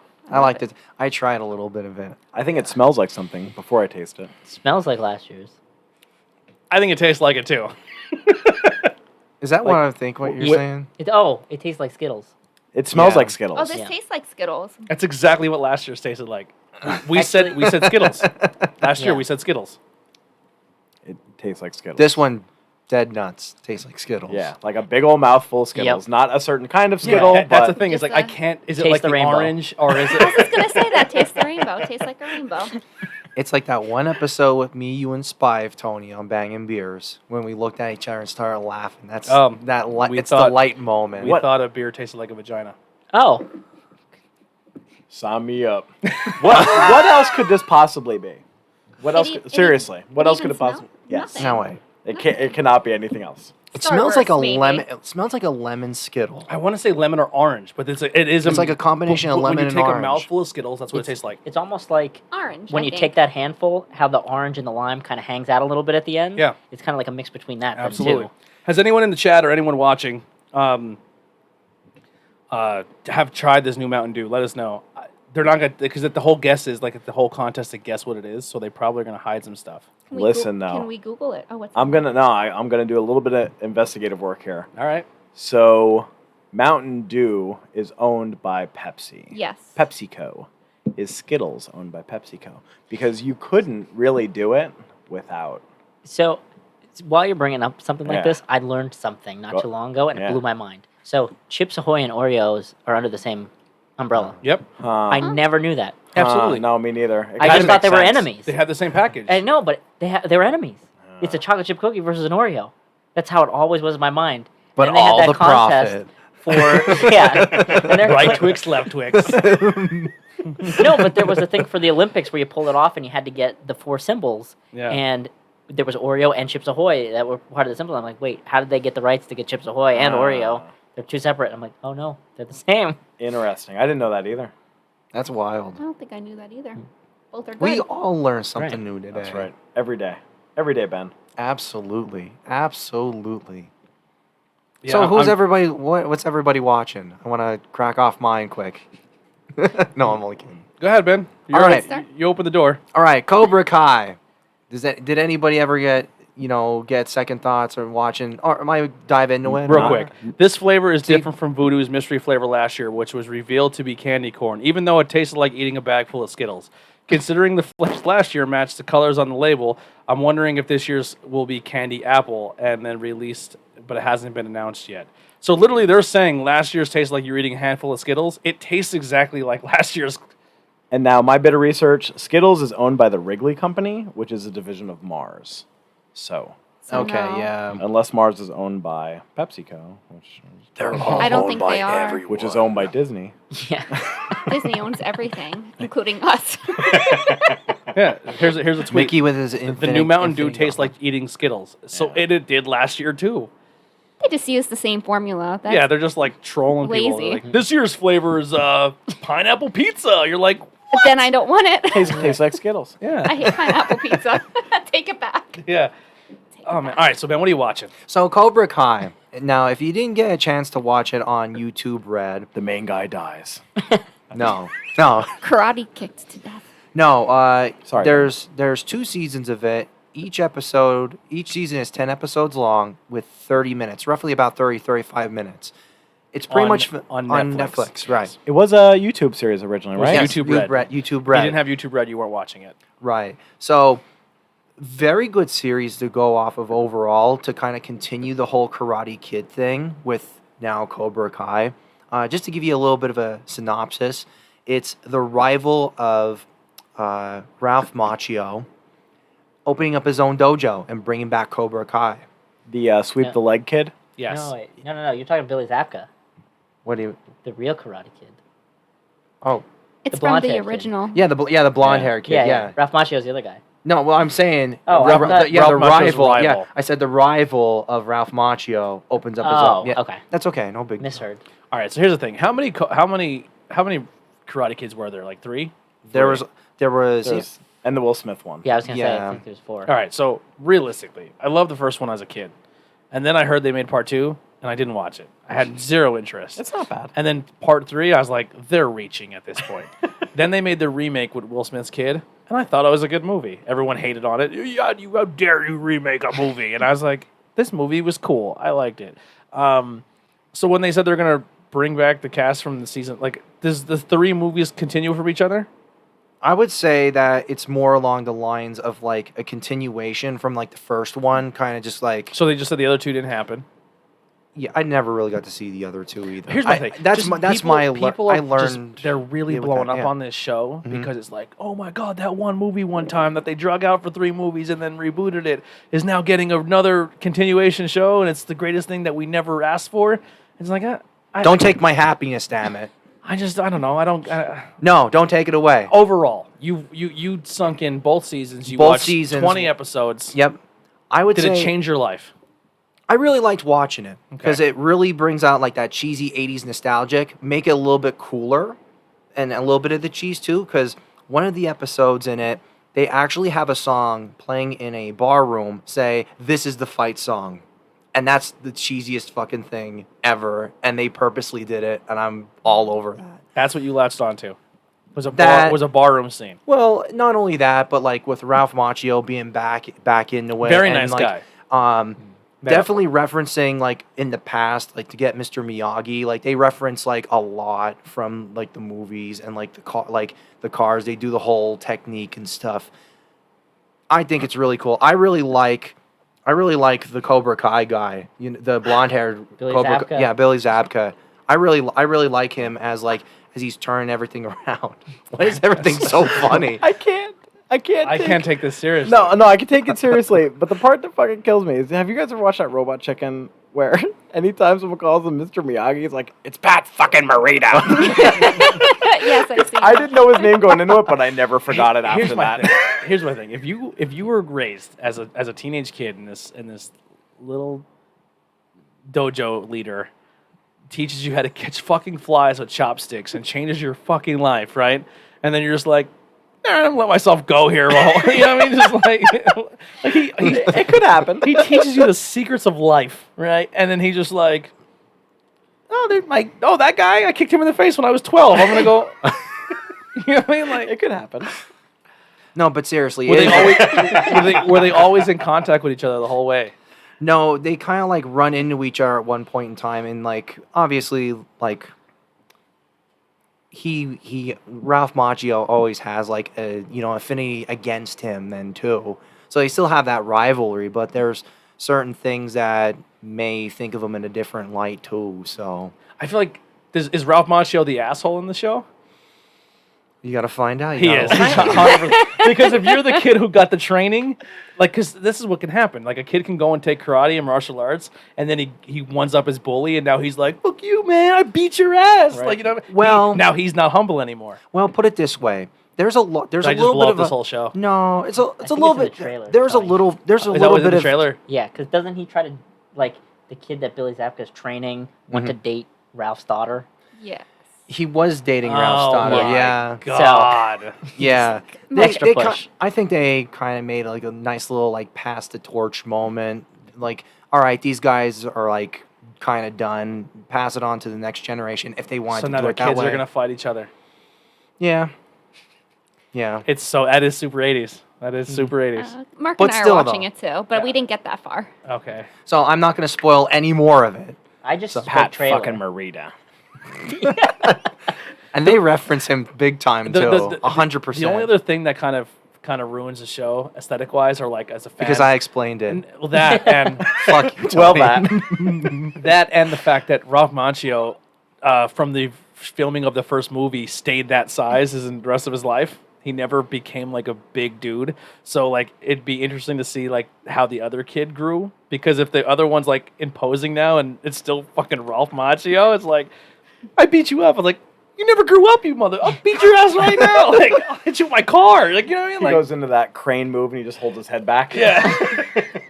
Like, I love Ralph Macchio, but he's just like, if he beat me up when I was like 12 and then we got older, I'd be like, talk shit, dude. You didn't age. Like, you literally I'm said, sweeping your fucking leg. yeah, like, you're not even going to be able to hit my face now because you're still 4'2". But seriously though, if you watch near the end of it, there's a nice little surprise just to give you a little bit of a heads up. So They reincarnate Mr. Miyagi. Now I'm watching. no, Jackie Pat Chan. fucking Morita. Jackie Chan comes in as the new Miyagi. Awesome. You find out he's the like fly. in the remake. And Jaden Smith beats them both up Oh, now I'm in. because he learned to put your jacket on and hang it up move, not the car wash move. Oh my god. I think if I was going to be trained, I would definitely go the Jackie Chan route. I feel like I'd be in much better shape. Pat Morita is kind of a badass, man. Dude, you want to talk about He's old school. He was in Taxi too. You want to talk about like stereotype Morita. movies bad? Like that movie made it look like it would be terrifying to grow up in China. Like everyone's a ninja all of a sudden. Like you go to school and every kid in your school is a goddamn ninja. Kick your ass in kung fu. Yeah. It's like what? Like your bullies are like superheroes. You're Yeah. like, I fucking quit, man. Just moves to some fucking me outta California here. town. Yeah. Gets his ass beat.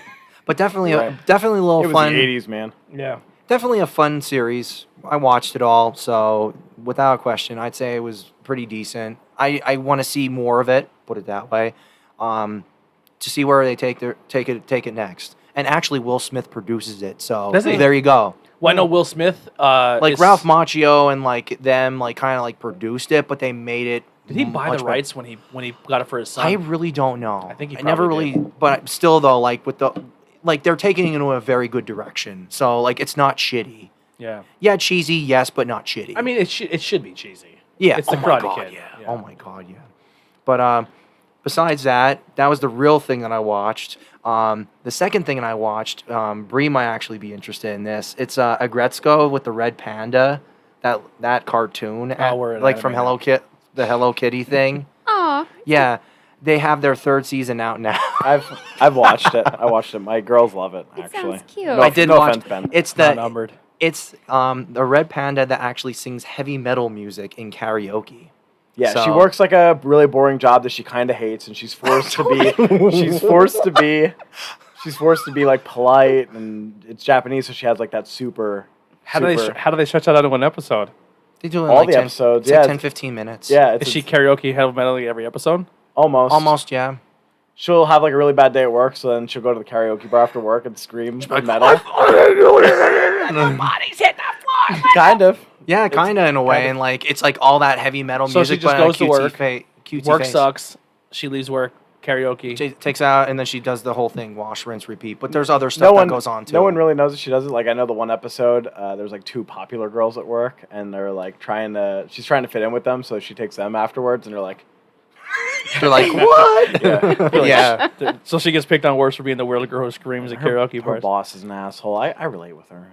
Yeah, it's like a big fat pig who's like calendar, like, and that's how he sounds like. He's just like a frickin' prick. And then there's a suck up kiss ass. Then too. What's this anime called? This is Agretzko. It's on Netflix. Agretzko. Yeah, On Netflix. Yeah, Okay. you'll see it. It's like you can't Oh, miss I'm it. definitely not watching it. Oh, I know you won't. I know you won't. I'm gonna one of these weeks I'm going to try to watch an anime and I'm gonna come and honestly critique it. You better pick a good one. Listen, Like Wait. not even the ones Agretzko. I'm told are good are garbage. There's Ben, Me, you, and him. Bebop or Cowboy Bebop. Rocksteady? Excellent. or No. Evangelion. It's like one or the other. Which no, one? he wouldn't like. And What about Trigun? Evangelion? He would like. You know would what? you would like you the. know what I kind of like growing No, up. he might not like Trigun. No. You know which one I kind of like growing up, but I don't think they could put it on TV anymore because it's fucking terrible. Lupin the Third. Yeah, you would like Lupin the Third. He's literally a rapist. No. He inappropriately goes after He women. definitely. Okay. Yeah. He's no, like he does. he's like I- Pepe the Pew. I don't know why I'm defending him. He's not a rapist, but maybe guilty of sexual assault. Yes. A lot. A lot. Maybe. So, but there is Cowboy but there Bebop. Cowboy Bebop is really the good. show for sure, right? But there is a movie called Castle of Cagliostro that doesn't really have any of those elements in it. I would recommend that movie to anyone. Okay. It's very, very good. And it's by Studio Ghibli, which I've talked about before on the show. That's kind of like Japan's Disney. Okay. So it's Yeah, like a they're mega the ones company. that have like 20, 30 films. And it's Speed like, Racer has been the only Japanese animation I liked. Okay. Really? Yeah, I love Speed Racer. Do you like westerns or no? You can't get in the westerns. I don't know. Okay, never mind then, because Trigun's more like a cyberpunk I western. love Trigun. Yeah. It's and that's one of actually my that's favorites. actually pretty decent. What was the too. wrestling one you said? Ultimate Muscle. Ultimate Muscle. I thought you were That's saying the Muscle that's the Buster. that's the kind of that's corny cheesy. He might actually maybe like one or two I don't episodes. think Trigun- Trigun's the right one. No. I love Trigun so much. I think it's gonna be too slow. For I would him. say maybe either Cowboy Bebop, definitely Cowboy Bebop, or maybe You know what? even You know which Shampoo? one I was gonna start watching? I was gonna because I like I liked it, but everyone hated it. Was the Death Note on Netflix? That's definitely not a bad one for you either. I actually have the whole box set at my house. but everyone hated the Netflix version, and I liked it. You gotta watch the original because there's a lot more cat and mouse shit that goes on, and it's really wild how like Can they go back and redo the whole voicing with William Dafoe? Because I think that's going to be a big thing for me. it was pretty awesome. That was yeah, pretty it's awesome. it's actually pretty cool. It's definitely worth watching. It's not And for some reason, I don't know, maybe because I have a love for like if you monsters attacking cities, so I was going to give that Attack on Titan. I almost said That's a Attack good on one. Attack That's a Teen good one. Titan. Wow, I never No. would have thought him either. Yeah, it was no, it that's was the pretty one. gory the first season. I think of that's the that. one. Try that one. I think that's the one. No, There's also you know what? Gundam Wing. No. Yeah, I don't know. See, I was a kid. I loved like Power Rangers, but I don't know if I would be into like I never got into like the other like Voltron and stuff like that. It was only Power Rangers. Voltron's actually like a light version of like Gundam Wing. And it was Yeah. actually like it was more relatable to the Power Rangers aspect versus Gundam Wing has Yeah. a deeper story. Yeah. there's like Attack on Titan. Attack There's on also Titan. Inuyasha. I'll try it. I would say Attack on Inuyasha's Titan. good, but I think that he would not have much. Oh, he would respect hate for it. I think it's a good show, but I don't think he Yeah. would. Oh It's no, funny, no! though. I know what his first complaint is.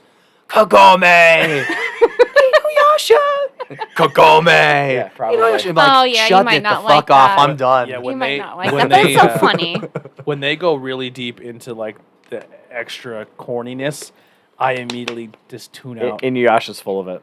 What was But that it's one really you guys good. watched with It is. the superheroes? My Hero Academia. Oh, I forget haven't it. watched that yet. Forget it. Horrible. No, Horrible. no, because you saw the person cry like every fucking episode, and unfortunately, it's just gushing over a fanboy moment. I'm taking the example by saying, Tony, what happens if you were working with Batman? You would be fucking gushing, crying over At being some point, you got to act mentoring. like you've been there. Tony. Batman would slap you like he slapped Robin. Tony, do you know the Why are you fucking timelines? crying Okay, every here we go. mission?" Here we go. Do you know the fucking timelines of these shows? Like 7 episodes might accumulate maybe 2 or 3 days, maybe a week at most. Okay. So they cry multiple times a day? Man, if I took you on a mission, No, and we had to what save I'm trying the to world, say is, and what I'm trying to every say is, fucking weekend- you have that gush moment every time because, damn, it's only been a week that I'm working with this person, and you can't help it because that's the human emotion. I've hated a job after a week, you know? So, like, you can get over things quick. Tony, you love fucking Batman. Come on. I love Batman. But you would gush over Bruce Wayne if you were working with I him. wouldn't cry in front of him. You would cry a little bit. Not to the You would bathroom. teary eye a little Yeah, bit. I'd go to the bathroom and cry. You would teary eye a little bit with them and be like, I have to hit the This kid is restroom. literally in the streets. Like, they just... I'm like... I haven't seen it yet. I was like, want It's to. not that bad. Oh my I really god. want And then Well- they do the teardrop things, the tear... I love that about anime. But that's me. or like it's a guy and he looks so vicious and stuff, and then there's like he gets like embarrassed, and they do that Japanese animation embarrassed. It's like, and I'm just like, Or the lines. what the fuck was that? Like, I love the anime There is style. none of It's that so cute. in Attack on Titan. okay, good. Zero. Then I might like it because Zero. when they do that, like fucking where they draw like it's like this coolest animation ever. Then they draw it to like a 3-year-old like a face like. And then like they do the cry, like I'm just like I fucking hate this. There's none of that. I think Attack on Titan's the right show. I haven't seen it. Allison says Full Metal. She Full says Metal Alchemist. Yeah, it's pretty good. Winery? W-I-N Winry. Winry. Winry. Oh, highly recommended. I don't know. Full I'll Metal try it. Alchemist is all right, but that has some of that stuff that you're talking about. That's It's a good deeper. story. Yeah. Like the Sailor Moon shit. I Yeah. love Sailor Moon. Yeah, but when they do that, like, But that's what he does. Like Like the Look, exaggerate. yeah, I He doesn't know. like the exaggerations. Now, why like, is it in every fucking show though? That's the a style of Japanese drawing. thing, well, here's yeah, the I know. thing. And how they express emotions Yeah. through art. yeah. Right. Yeah. I would say there's one called Marty High, and it's about a bunch of hoodlums that just like, you know, fight other schools then too, and they're like in small bursts, and one of them is Freddie Mercury. I'm not kidding you when I say this, Freddie Mercury. And there's like other ones Badass. like Cromartie High School, and it's basically about like the badass of the bad. You know what I mean? And like they're just stuck all in the school. One's a fucking robot. You know what I mean? No, thank Attack you. on Titan. Attack. I'll try it. All right. Is well, it on Netflix or is it? That's I have it on ask Allison. Crunchyroll. I think I have Well, it if on it's on Crunchyroll, Crunchyroll. then it should be on HBO Go then. Or Yeah, I HBO. have it on Verve then too. All right. That one site. I'll try it. I'll give my first anime a shot. Tenchi Muyo is another the good one. story- Should I is ask good? the premise of what Attack on Titan is, or should I You not wouldn't know? like that. I know, but it's so good. Do Ask you the premise? really want to Throwing it out know? there. Let me Let me me. yeah. Yeah. Let me. Sorry. Because you'll fucking ruin it. You'll tell me the premise, and I'm like, I'm never watching that. All right, we're gonna compare. And I'm So they're both going to give you their explanation. I guess you have to vote. I'm just gonna put some glaze on it. All All right. right. Humanity is living within a three-walled city. So there's a big outer wall, and the peasants live in that outer ring.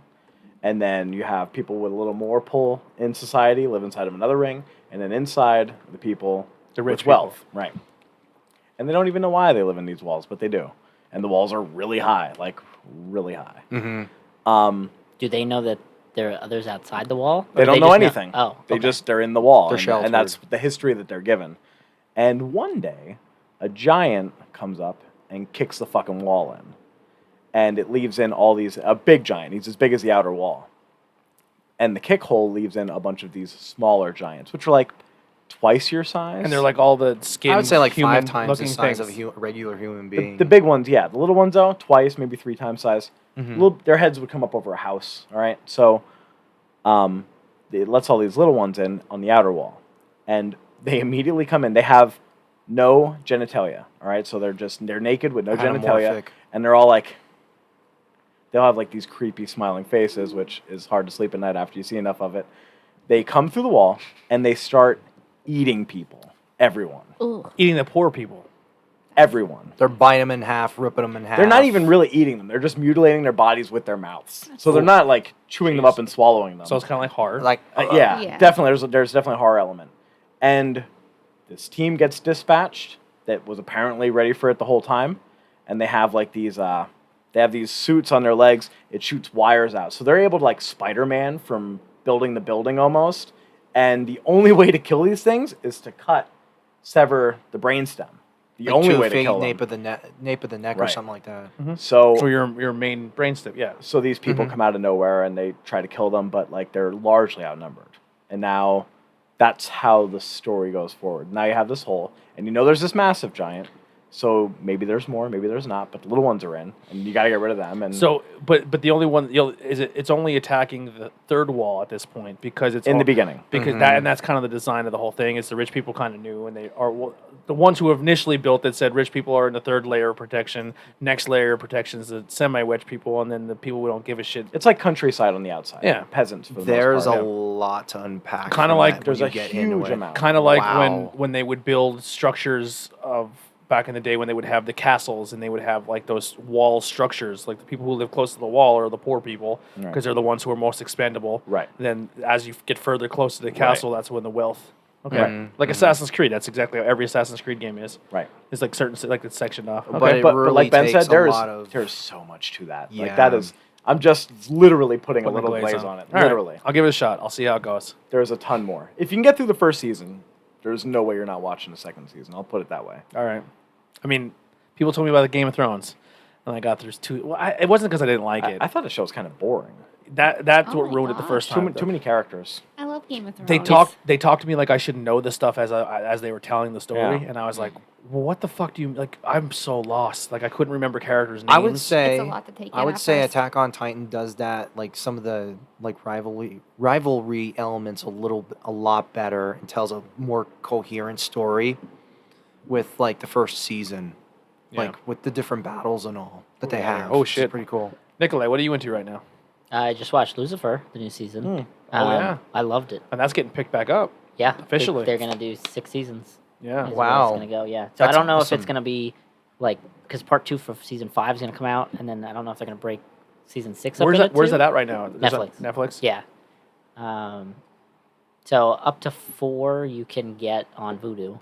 So I fully bought those until Netflix ships 5 back on. But I was really impressed with what they were able to do. I know in the trailer and stuff they talked about having a twin. I was a little nervous about that because that's kind of like a scapegoat for a lot of things. Did you ever try reading the comics? No, but graphic novels? it is on my list because I actually just finished the Doctor Strange Herald comic set. Yeah, because Lucifer, he interacts with well, not with Doctor Strange, but he interacts with Constantine a lot, doesn't he? Because Yeah. Constantine, in one of the crossover episodes for the CW shows, shows up on Lucifer's Earth when in that time zone when it got canceled, where they were allowed to use him. So they during the DC Oh, wow. fandom, they Yeah. were teasing a lot of different universes and maybe diving back into older movies and characters and titles again. And I think Constantine is something they're going to do again. And because Keanu Reeves is so hot right now, I think they're talking about doing Keanu Reeves as Constantine again. He'd be cool. I As a actually show like that. or the movie? They don't know yet. Okay, so they're gonna use Keanu Reeves and not Matt Ryan. They would. Well, that's the thing too. That doesn't count out Matt Ryan, but because they're going to bring Keanu Reeves, not Keanu Reeves. They're going to bring Matt. fucking Batman, Michael Keaton back. Yes, I saw Yeah. that. So So it's they're going just, to pull a whole multiverse thing. Yeah. Oh, okay, because any Constantine's a good Constantine, but I like Matt Ryan. Yeah. I liked him too. I thought he was good. Yeah, he was good. I love Keanu, but Matt was a really good Yeah. Constantine, I thought. Cool. What else? I finally sat down and watched all of Big Bang Theory. I completed it. I thought it had a good end and stuff.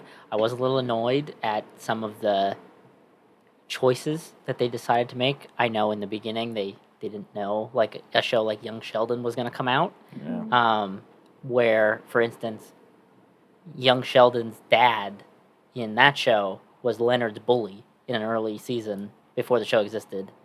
And then in like season like 12 or something, when Young Sheldon already had existed, they showed a old home footage in the locker room of Sheldon's dad, and it was the same actor. So I was like, they could have maybe changed it just for the show, Yeah. since he was already on it. But they're just little things like that I was like, the actor in me and, working with scripts and stuff is like, why? And the Why did continuity. you- Right. It's like, we've seen this character already as this person. Like, I know, obviously, it would sting if I was that actor, and I was told you can't be in the final season of Big Bang because you were the bully for, like, 5 minutes in an earlier season. Yeah. But, I mean, I don't know. There's just something about that is there. Yeah. I mean, No, totally get you on that. Yeah. All right. Anything else? I watched a trailer for Never Hike Alone in the Snow, which is a Friday the 13th fan film that's coming out Yeah, we this talked October. about that a little bit. Yeah. I'm really excited for that. I loved the first one, and the guy who created it actually worked on a bunch of like kid Hollywood movies and stuff, and then decided he was going to make this Friday the 13th fan film. Heidi's been watching all the Friday the 13th, and I watched a little bit of New Blood with her, and oh boy, horrible. With the telekinesis girl, in Friday the 13th, where the girl, I've one never girl had, seen them, boy, but Jesus, I will watch them when my Scream Factory box set comes out. yeah, there's some ones in there that are rough.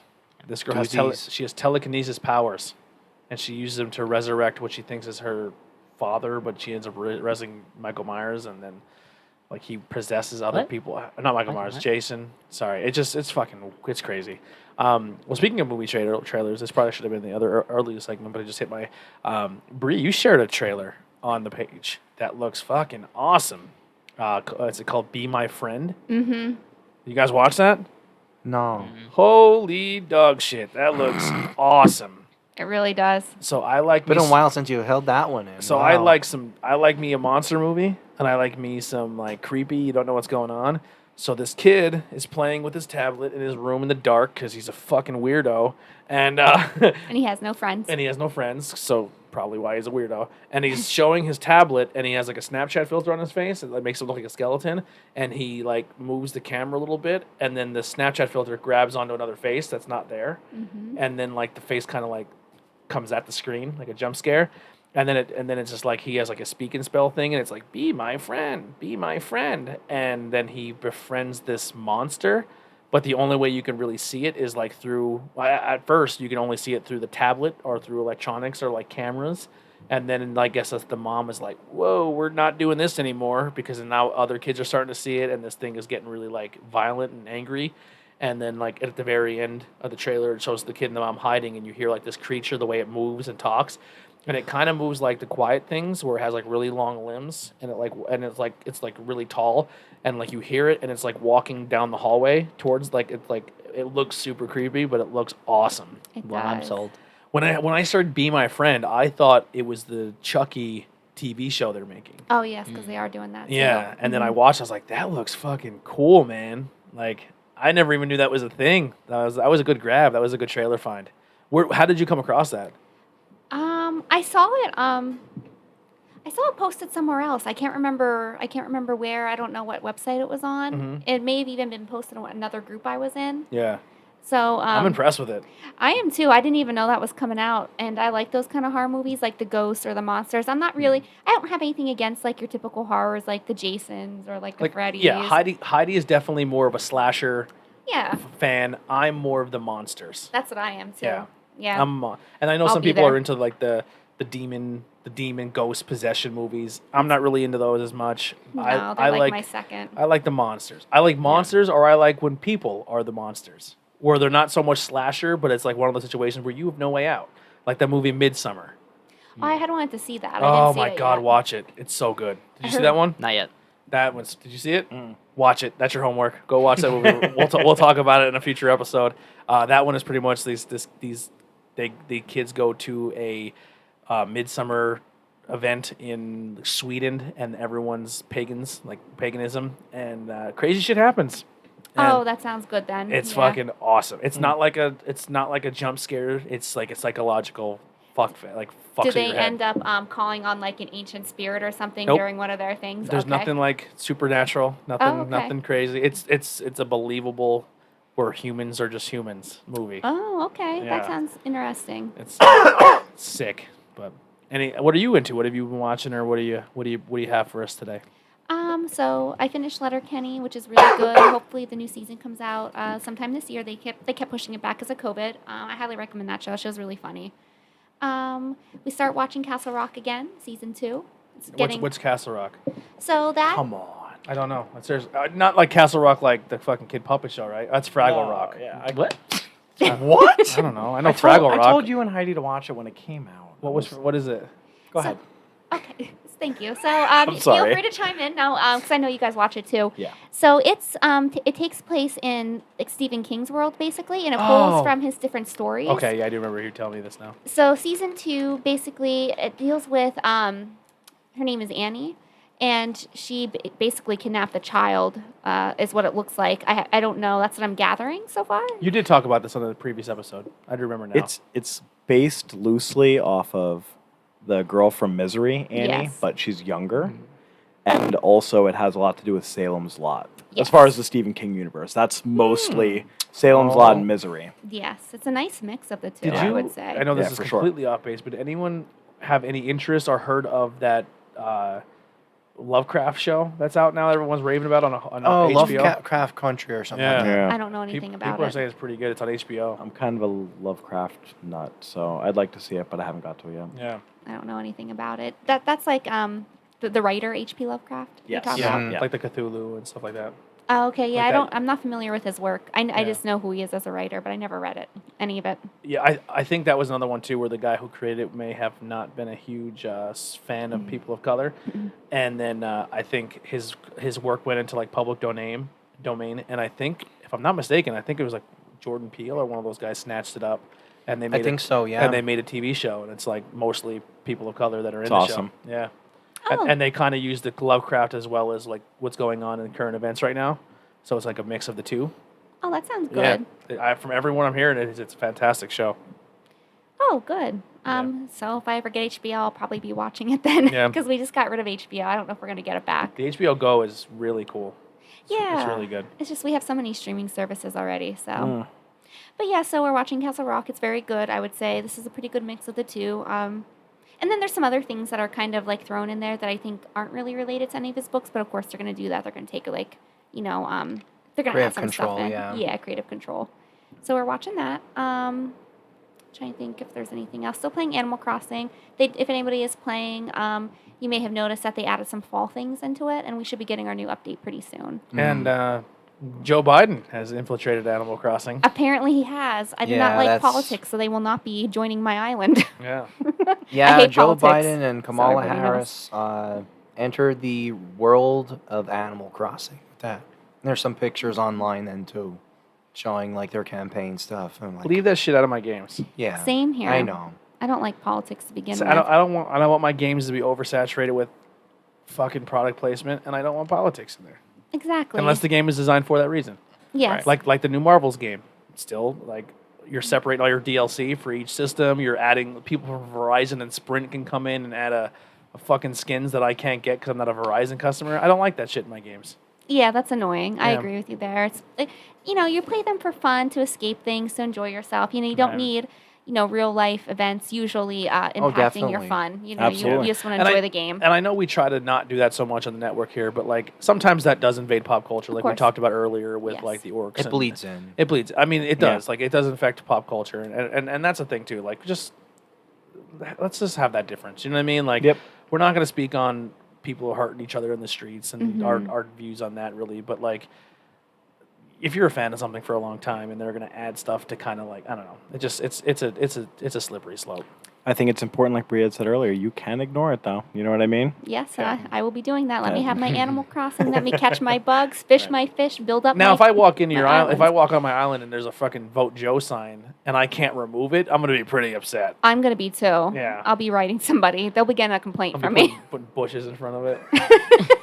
And not because I don't like Joe. I don't like either one of them. I just I don't want don't- politics in my game. It's interesting that they chose that game Because because it's- to me, when I see Animal Crossing, I think of kids who can't vote. yes. Right. Not like they're not going to go to their parents and be like, "I saw this Joe sign. You need to vote for Joe." Did you see? right, Did right. you Like- see a good LeBron? point. LeBron wore a shirt that said "Vote or Die" during warm-ups, and this kid tweeted LeBron. He's like, "Bro, I'm 13. I can vote. I don't want to die." Good for that kid. Beautiful. And it blew up Twitter. Everyone started liking it. Like, yeah. But funny. yeah, so yeah, we got some updates. Now you should be able to get DIYs with acorns and pine cones. Mm-hmm. I got to get back into it. I haven't played in so long. I think the last thing I did in that game is when I gave your daughter $1 million. Wow. That's a long time ago. That was the last fucking It's time. the end of May. Yeah, Is that a lot in that game? I've never played. yeah. That is a lot. That's a It's a big lot. deal. It's a lot to an Okay. 8-year-old for Well- sure. For sure. We talked about it last podcast when she like how like when we did that. Like I said, I went and did a whole bunch of turnips. So turnips are like the stock market in the game, and you only get them one day a week, and then you have to sit on them, but you have to find the right day to sell them at their peak because some days are not worth anything, and then sometimes their prices will be one thing in the morning and then another thing at night, and there's a whole and people are still trying to figure the system out. So what people are doing online is you'll go on these Animal Crossings groups and somebody will be like, today on my island they're selling and they're usually like around 100 coins a piece or $100 a piece or $100 for 9 of them or 7 of them. Stack of 10. A stack of 10, yeah. And then you sell them to the stack, and then they sell individually, I think, for a certain price. So you can sell one for that price or something like that. Or I don't think you sell them by the stack. I don't know. It's been a while. But this lady, her selling price was like $600 or $587 one day. So it's like quadrupling your profits. So I went and bought like $2 million worth of turnips and just left them all in my house. And I just worked this deal out with this lady. Like, dude, I will give you whatever like money. Like I'll leave you a stack every time I leave. I will drop a stack of money for you. Like, and a stack is like a lot. And she's like, all right. So she left me at full access to her island. Or I would come to her island completely empty and just fill with turnips, get all the money, go back to drop a bag for her, leave, go get my next thing, come back. So I made like 10 million off these turnips. And I dropped Ben some money. I gave enough money to Ben to pay off his house. I gave my mom some money, and then I was sitting on like another 4 million left. And then once you hit that in the game, like you don't need money forever. Like Right. you know what I mean? Like you're done. Especially so I paid off my houses, and so as a joke, not a joke, but he was saying because of COVID, his daughter couldn't have a birthday party.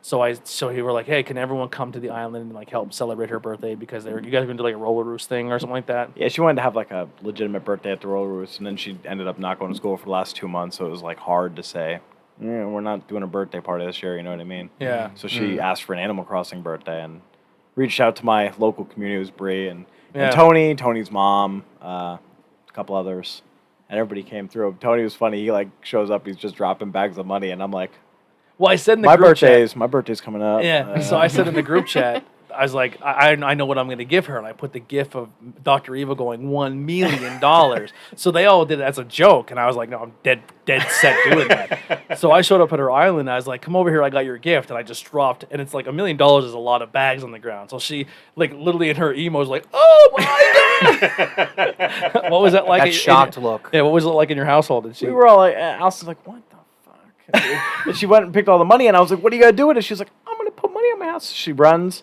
to Nooks, and this is what's funny, is that, like, she was at that point in the game. She's not very good at paying back her loans, so she had, like, a full loan, and it was, like, $1.5 million. So she, like, put it into it, and then she's like, I still need money to get that. I was like, yeah, unfortunately you do, So I honey. helped pay off one loan. Yeah, pretty much. That's where it went. I paid her car note. It was nice. Yeah. It was nice. But she was loved like, it. she did not expect it. And I think I gave her some other stuff. Like I think I was dropping stuff for other people because I think I had like an acoustic guitar for you Yeah, and there was a bass. a bass, a bass guitar, and it was fun. It was like the only time in Animal Crossing where I experienced something like that, where it was like we couldn't be like that was like the beginning of social distancing where we couldn't really, Right.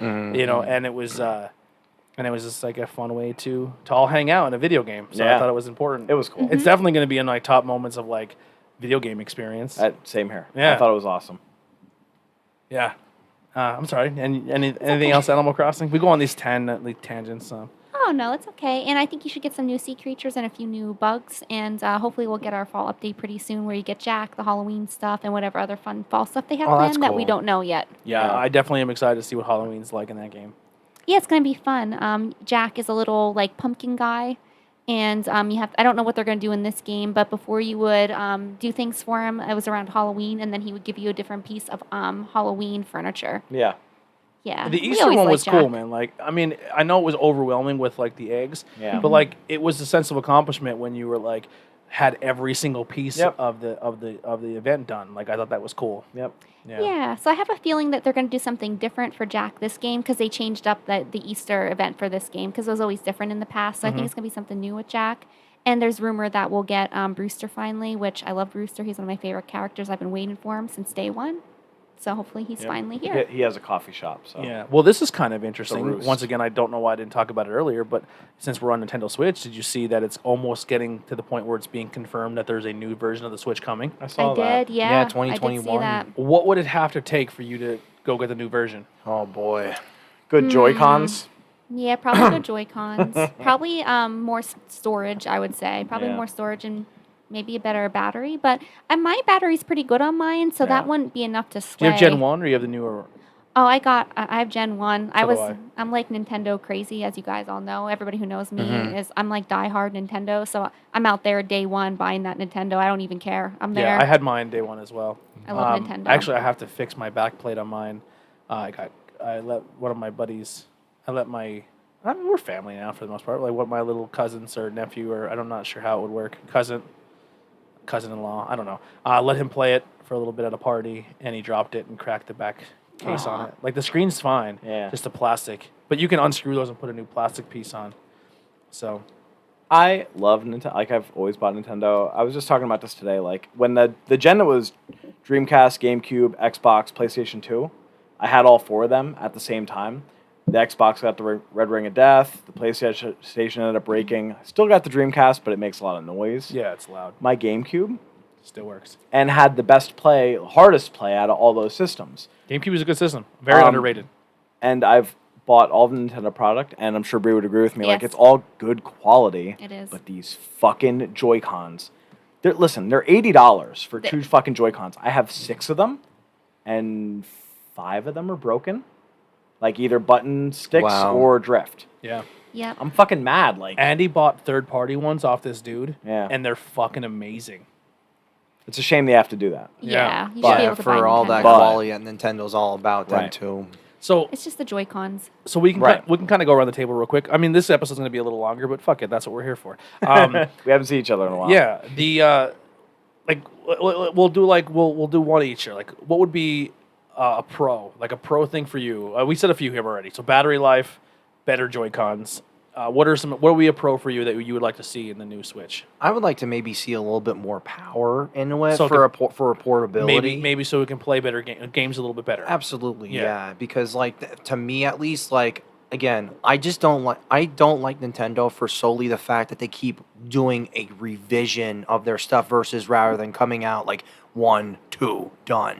Right. They always are constantly doing that. They're very notorious for like the DS and the 2DS. It's just been a 3DS. constant revision, and it's like, oh my god, for a collector, fucking nightmare unless if you have the money for it.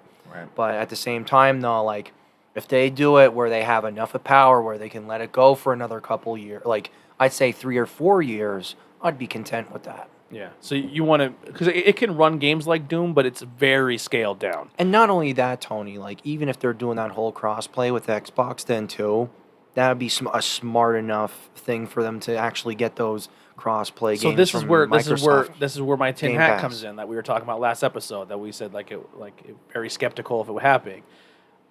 I think the system they have now has a hard time running the games and Oh, putting a third-party absolutely. processor in to make an online experience. I think this new system can make that online experience a possibility. Where now you have enough power in your system to run the dashboard to be an online service, and you can send messages to one another. And if Xbox can sell that Xbox Live platform, so not so much that you will see Xbox games on the marketplace, but it'll give them that shell that they can make their own Nintendo online. I would want that. Like, Yeah. I want a better online experience with my Switch. They're ready. Well, I thought of another thing, but I'm not gonna. We'll steal come back somebody around to else's it. thunder. What would be a pro for you? I mean, I don't play my Switch a whole lot, but a projector would be kind of cool to have, like, just a little one kind of thing, like, or even one like an attachment that you could get where it goes into like the USB thing where it kind of hangs over the top, so that if you want a bigger screen but you don't want to hook it up to a TV, you know. You can So just while kinda- you're docked, the system itself can put something out somewhere. yeah, That'd be cool. so that'd be nice. Yeah. That's like super futuristic thinking, Right. but I Yeah. dig I it. mean, I think that'd be dope. They make little projectors and things like that. Right. Yeah. And I mean, Nintendo kind of sits for a while on things and then comes out with a great idea. Dude, could you imagine? Innovative. You kickstand your system, you set it here, and I can project it on the wall, and then Yeah. we both have Joy Cons that can play. That's what I That's mean, a home like- run. Yeah. You don't need a TV now. You know what I mean? That's because they talked about doing it on a plane and all that kind of stuff. You could literally sit there instead of watching the screen. You know, have Project it sit there, project on the the back seat of your or back of your whatever. seat. Yeah, Right. Yeah, I dig it. I think it's a good idea. So, Well, what would be a pro for you? So just sitting here thinking, besides what I already mentioned, I think the number one thing would maybe be improved graphics. Yeah, well, the power. The Yeah. power would help do that tremendously. How about you, Steve? I have no issue with the hardware, well, with the exception of Joy-Cons. But as far as like power, all that, it's Nintendo. Yeah, I think that it is what it is, and I'm very accepting of that. So on like another different level, what I'd really like to see is like the NES catalog and the SNES catalog Oh, yes. blown the fuck open. Like, come on. with There's the- no reason at the this 5 point. games every 6 months. Like, you There- got to be kidding me. There's no reason that you can't put the entire Nintendo and NES catalog on that system. Absolutely. agree. There's no Absolutely. that literally that would take up no fucking memory. Yeah, Like and take it a step further. Like, why can't you even GameCube? You know what I mean? Like, Right. you know what well, I I mean? Free think enough time? I think that's where if they add more power to the system, they can add that.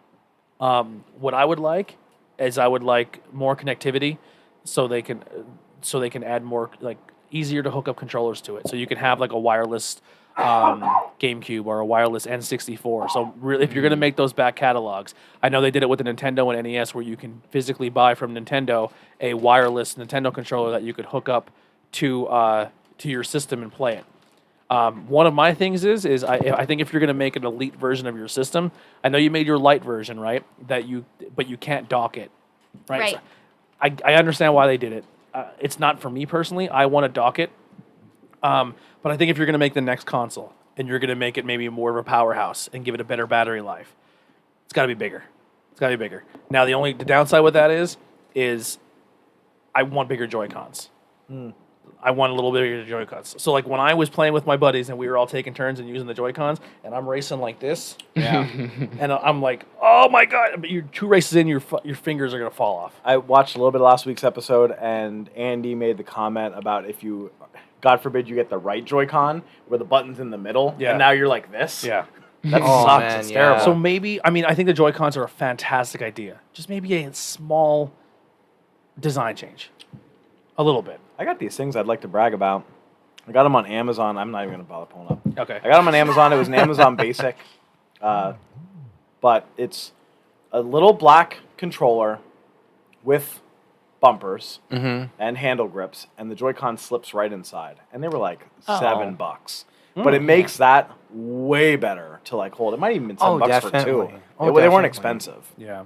But that was like kind of a big deal, especially Mario Kart stuff. I'm getting old, man. My hands hurt. Yeah. Like I cannot stand there and play that tiny little thing. And the idea that I can pop a Joy-Con off and two people can now play on the same system is an awesome idea. But the problem is if you're not a child, it's hard to play with your friends. Absolutely. Yes. Yeah. I mean, it was awesome, man. Like, I had my Switch, and my buddy had his Switch, and there was 3 of us in his garage, and he was playing it on his projector in his garage, and we're like, well, fuck, I didn't bring my Pro controller, because I have a Pro controller, but I didn't bring it, I didn't think, and then I was like, so, like, now, it just, like, the easiest to travel, I mean, now going there again, I would bring my Pro controller, and I would bring my middle piece, like now someone can use my Joy-Con as another controller, and I have another set of Joy-Cons that I'm just waiting for Nintendo to open up their doors to fix stuff because of COVID and everything, so they're kind of not really taking as many orders, I think. So I have a set of Joy-Cons that I will have now, so I could do 4 people, but now 4 people have to crunch their fingers. But I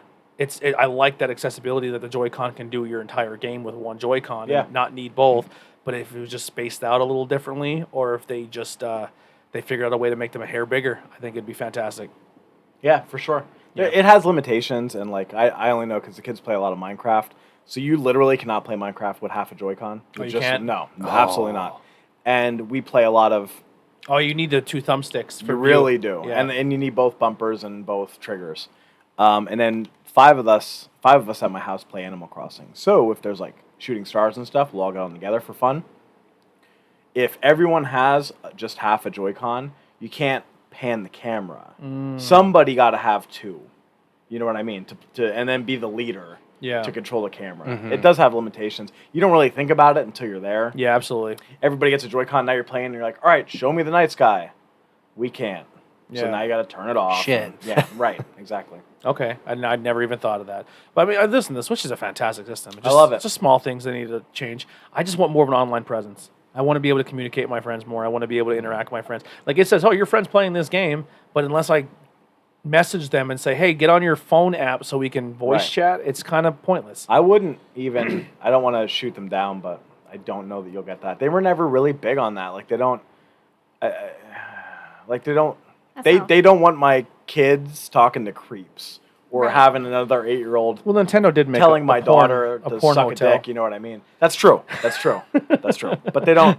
And they just want to keep it about the games. Yeah. And you know. They like having a big multiplayer presence, but not like the online gaming community. Yeah. Not communicating with each other. Yes. But dude, fucking Mario Kart playing against people is so much fun. Dude, It Splatoon is a ton of fun. A ton of fun. Yeah. I also like Mario Party. Can you play Mario Party online?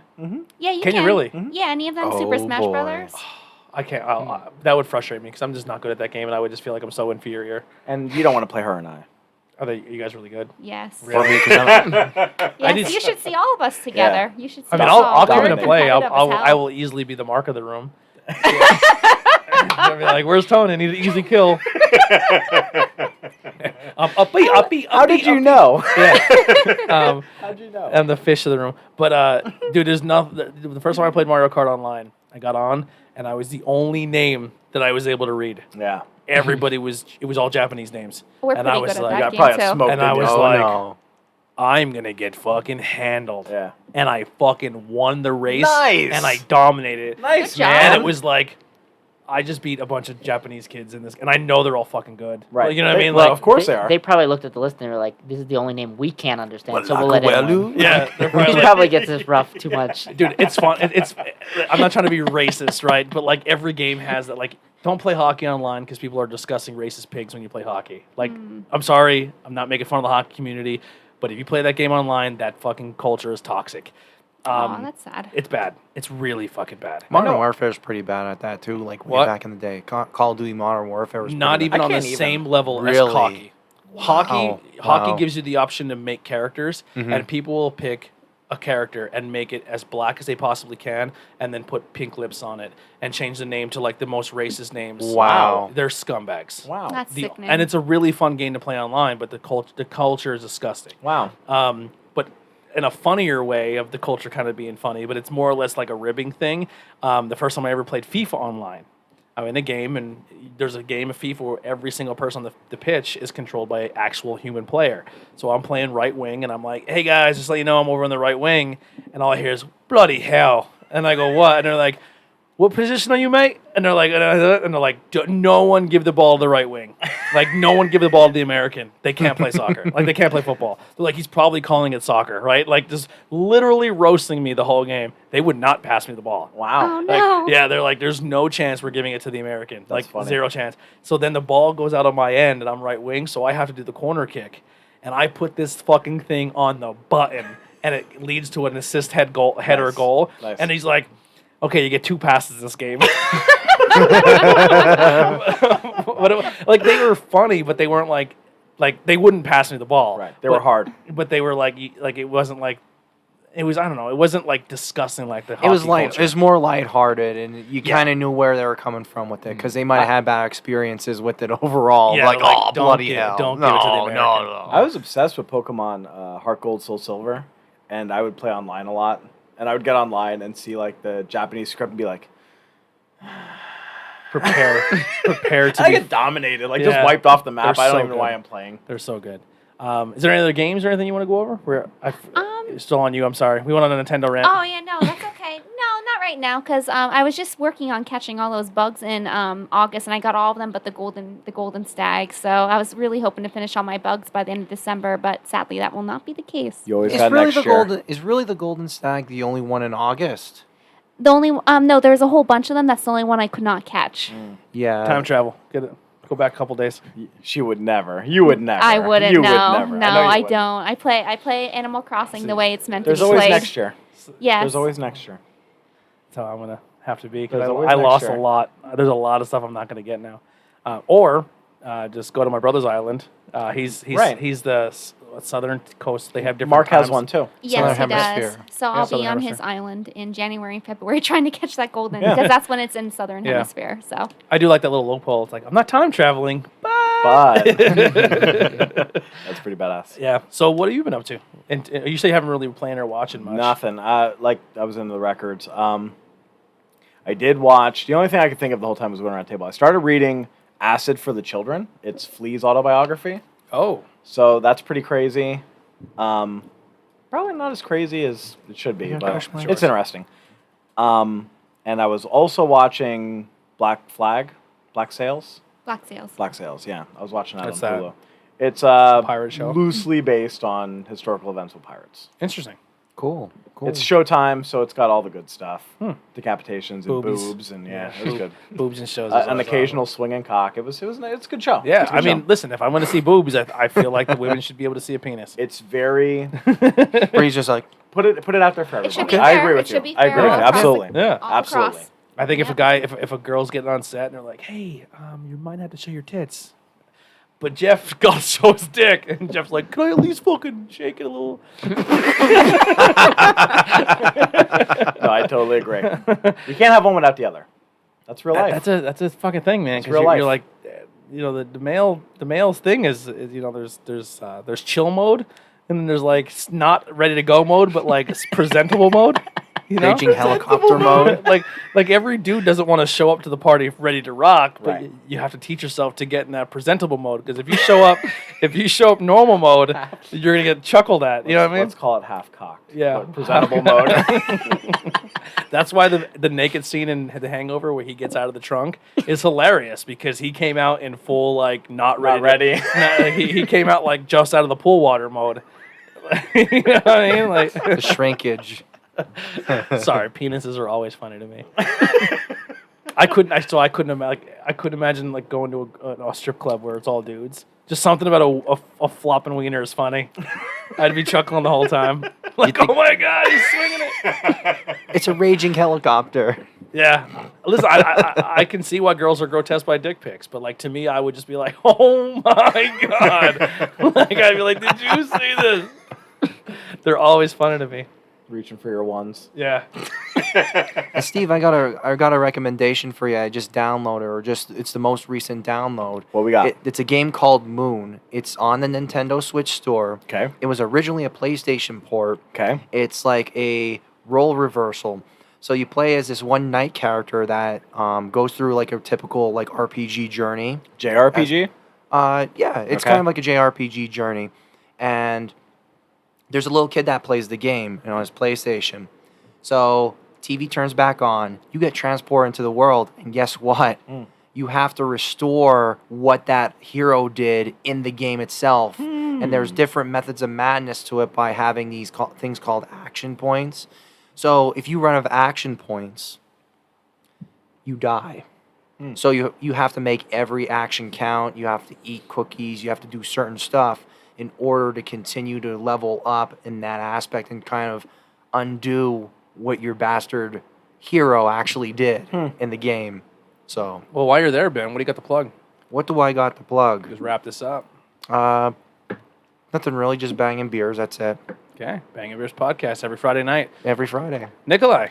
I mean, I have nothing currently. I mean, all the projects are in audition mode or kind of in shutdown from virus. So Stay tuned. it's yeah. So We got to get out one of these days and go shoot cameras or something. Like okay. that. Yeah. I was Not- like, not guns. we're gonna go shoot. Yeah, because I want to learn more with my camera and how Yeah. to set up video. Like I know this looks decent, but I know it could look better. Like I just don't know how to set lighting up and stuff properly. Take exotic bird pics. Yeah, so we have to. I want to kind of tweak that. I want to learn more about lighting and how to adjust my camera and get my ISOs and stuff better. Because I mean, it looks good to me, but I feel like it can be better. I just want to learn I more. mean, there's always room for improvement. Yeah, I want to learn more about my craft. I want to learn more about the Rather cameras. than be half-cocked like Steve said. Nailed it. Good callback, man. Bree, what do you got? So I guess this is where I could do my Yeah, nerd yeah. fashion. Yep. My nerd fashion. Okay, so for today's nerd fashion feature, I have on some Star Wars Alex and Annie bracelets. You can still Okay. get them on alexandannie.com. What I have on, it's kind of hard to see from here, We'll have the pictures up on social media. but I have the Rebel symbol, I have the Jedi symbol, I have Yoda where it says do or do not, there is no try. Of course, I have the wonderful Princess Leia. I have a Jedi symbol on my body. Oh, do you? That's Yeah, it's a lighter burn. a let it burn. Well, Nice. I A can't see brand. because I have my glasses It kind of on. looks like the Rebel logo. Oh, it does. Yeah, I'm a Jedi. There you go. No, I was a drunk idiot and let someone burn me with a lighter. But Well, that's not good. It's close though. And then I Close have. to being a Jedi. I should Well, there you tattoo it go. over it. You should. Yeah, you should at least. But then I'll be like a fraud. They'll be like, "Yo, you bro, Star Wars fan?" I'm like, I seen him once. I just thought that was the coolest thing to put over that. Yo, chicken foot. Yeah. just watch them more than once and There you go. really get into it. Earn your bragging rights. Yeah. That's right. Just get into that Disney universe so I know it's canon. Yes. Sure, you can be triggered, but fuck that shit. I'm just trying to stay on task. Because that will get me on a whole nother soapbox, and we'll be here another hour. So let's move right along. And then I have one that says, "May the Force be with you." So may the Force be with you in your Jedi tattoo. So we will have her fashion up on the Instagram, so you can check that out. Last week's episode, the actual creators of the bracelets actually liked our page, which was didn't like our page, they didn't follow us, but they liked the post, which was kind of awesome. cool. Yeah. Yeah. And then I did, do you want me to do the other ones I sent you Sure, a picture of? So then, in case you're not a Star Wars fan like me and some of us here, I'm going to do a Disney one too. That's just focused on like Mickey and Minnie. So I have some Pandora bracelets. They're like stackables. It's like Mickey. And then you can get a little Minnie to put on top of it. That's on Pandora.com. Oh, wow. And then Kate Spade has a little mini bag here. You can get it on sale at the Kate Spade outlets. And they have like smaller bags. So you don't have to spend a lot of money. But yeah, You they have a whole Disney line. You have a Irish Claddagh ring too. I just noticed, or however you pronounce it. I suck at pronouncing that. Colada. Collada. I have it tattooed on my shoulder. Oh, Father that's Colada. awesome. I have it Yeah. tattooed on me. I have the ring. I have a necklace. I'm Now, when very it's Irish. When it's right side up, it means you're taken, and when it's upside down, you're single. Yes, that's Yeah. right. That's Yep. why I wear it this way. Yeah. See, Irish pride. I got it tattooed on me because I needed some Irish, and I just didn't want a clover. I wanted something cooler, so I got the whole thing. You're hot shit, Tony. I am a fucking. So is yours badass. always pointed up? It always has been, yeah. Taken by God. I'm sorry. Jesus Christ, man. I have lots of Irish tattoos, Yeah. so I'm not going to go through all of them, but yeah, I'm Irish as well. Cool. Yeah. We'll check it out. Steve. Check out the Steve Miller podcast. The Steve. You need to get a logo that looks like the Steve Miller album cover. We were talking about that. Yeah. The lettering and the. He's Steve Miller. playing But the- instead of like the horse, it's just like you like smiling. Yeah, we were talking about that. That would be pretty funny. Steve Miller podcast. Anywhere that you could listen to podcasts. It's currently audio only. Stay that way. All right. Do it. Don't do fucking videos of pain in the balls. Just Yeah. fucking stay audio. Tony, it's not too late. It's 2 years. Pfft, that's not. Yeah, let's just backtrack the whole show. Like, remember when we used to give it to you video? Fuck you, cocksuckers. There's only audio. We went audio only, and fucking people stopped. They were just like, fuck this, we're out of here. Really? Yeah, because we spoiled them. You can't give Yeah. a visual to something and then take it away. Yeah, that makes sense. Yeah, we're just now getting people to realize to go back to YouTube and watch because YouTube was like, we were getting pretty decent numbers, and then You went in a dead zone? We put audio only up just so people could listen to it, and they're like, nope, we're not into that. Yeah. And videos went to like 0 plays to 1 play, 2 plays, and then we put videos back up, and now people are starting to realize that good. we're doing it again. Yeah, It's good. I'm starting to gain traction on Instagram and stuff. Like local record stores that I've been going to for years start following me. My local music shops, guitar shops are starting to follow me. Oh, you so have an that's Instagram really good. account for it too? Well, actually, it's under my regular Instagram account, which is at the Real Red Chord. I mostly do vinyl posts, but I've been sharing my podcast stuff on there as well. So You should look into possibly making a podcast Instagram I too. actually have one. Do you? I just don't have anything there yet. We'll help you get it up there. Yeah. There's one record store. It's Spin Me Round Records that started following me, and they're really cool. They're really cool. They show like a whole bunch of like unboxing videos. Where are they out of? Give me one moment. No. I see. Oh, how TV it is. Tech Work. What's going on, man? Thanks for joining the stream. Easton, We're- PA. We're just Okay. wrapping up here. Yeah, that'll do it. Not cool in high school. Like I said, this will be weekly, every Tuesday. I think what we're going to do is probably flip flop you and Andy. I Okay. think what's going to look like.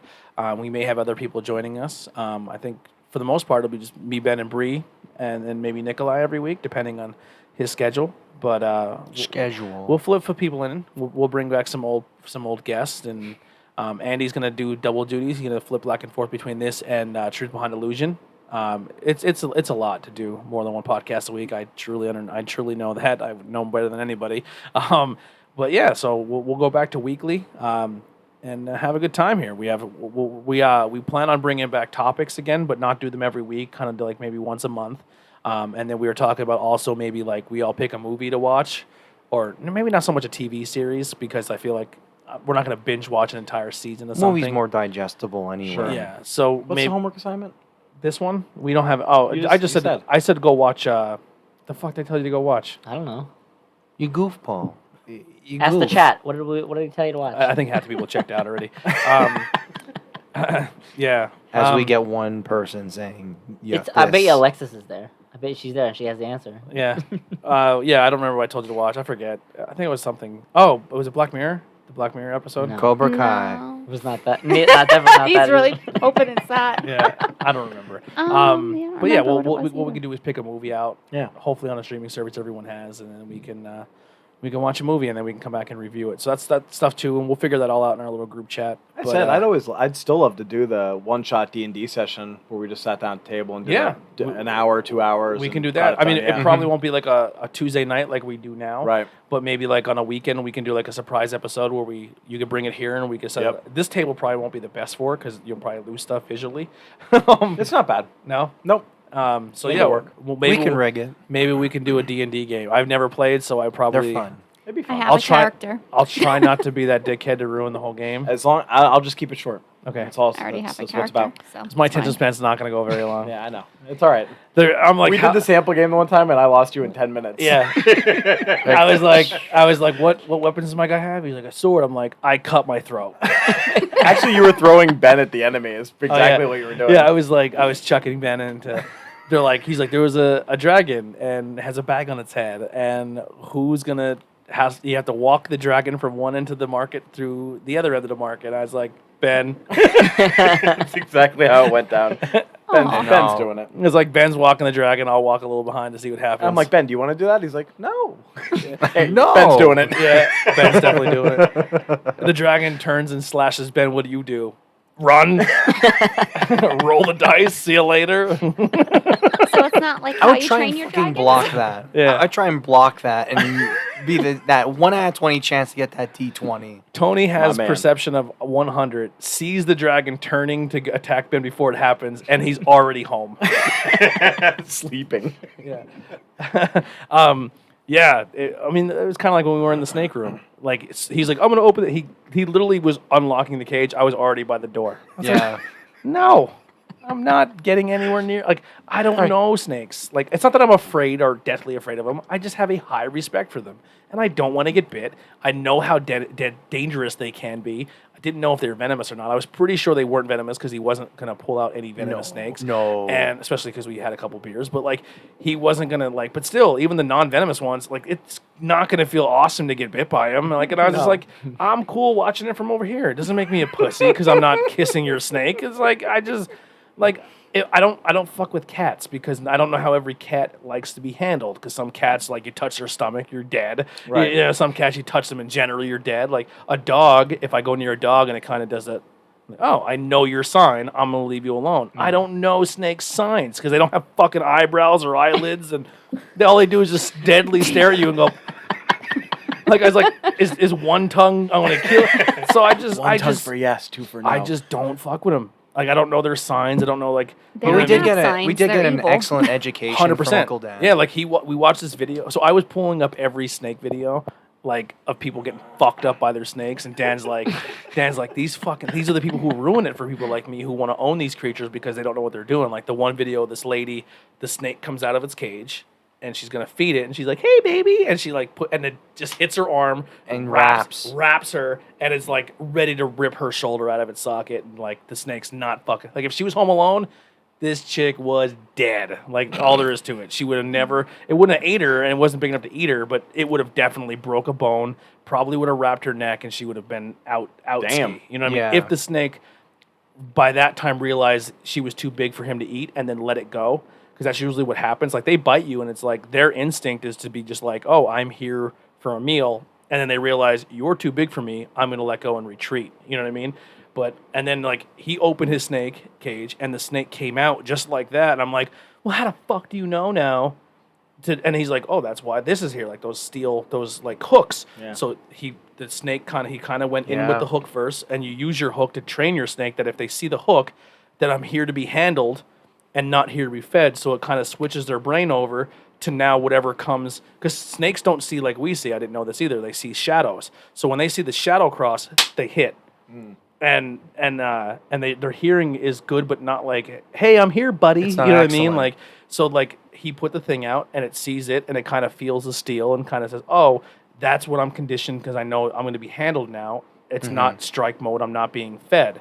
And then he was able to approach the snake, and the snake didn't bite him or even attack. And he pulled this fucking 30-foot snake out and just like put her on his neck and said, "Let's go outside." And I was like, "Fuck that, bro!" Like, No thanks.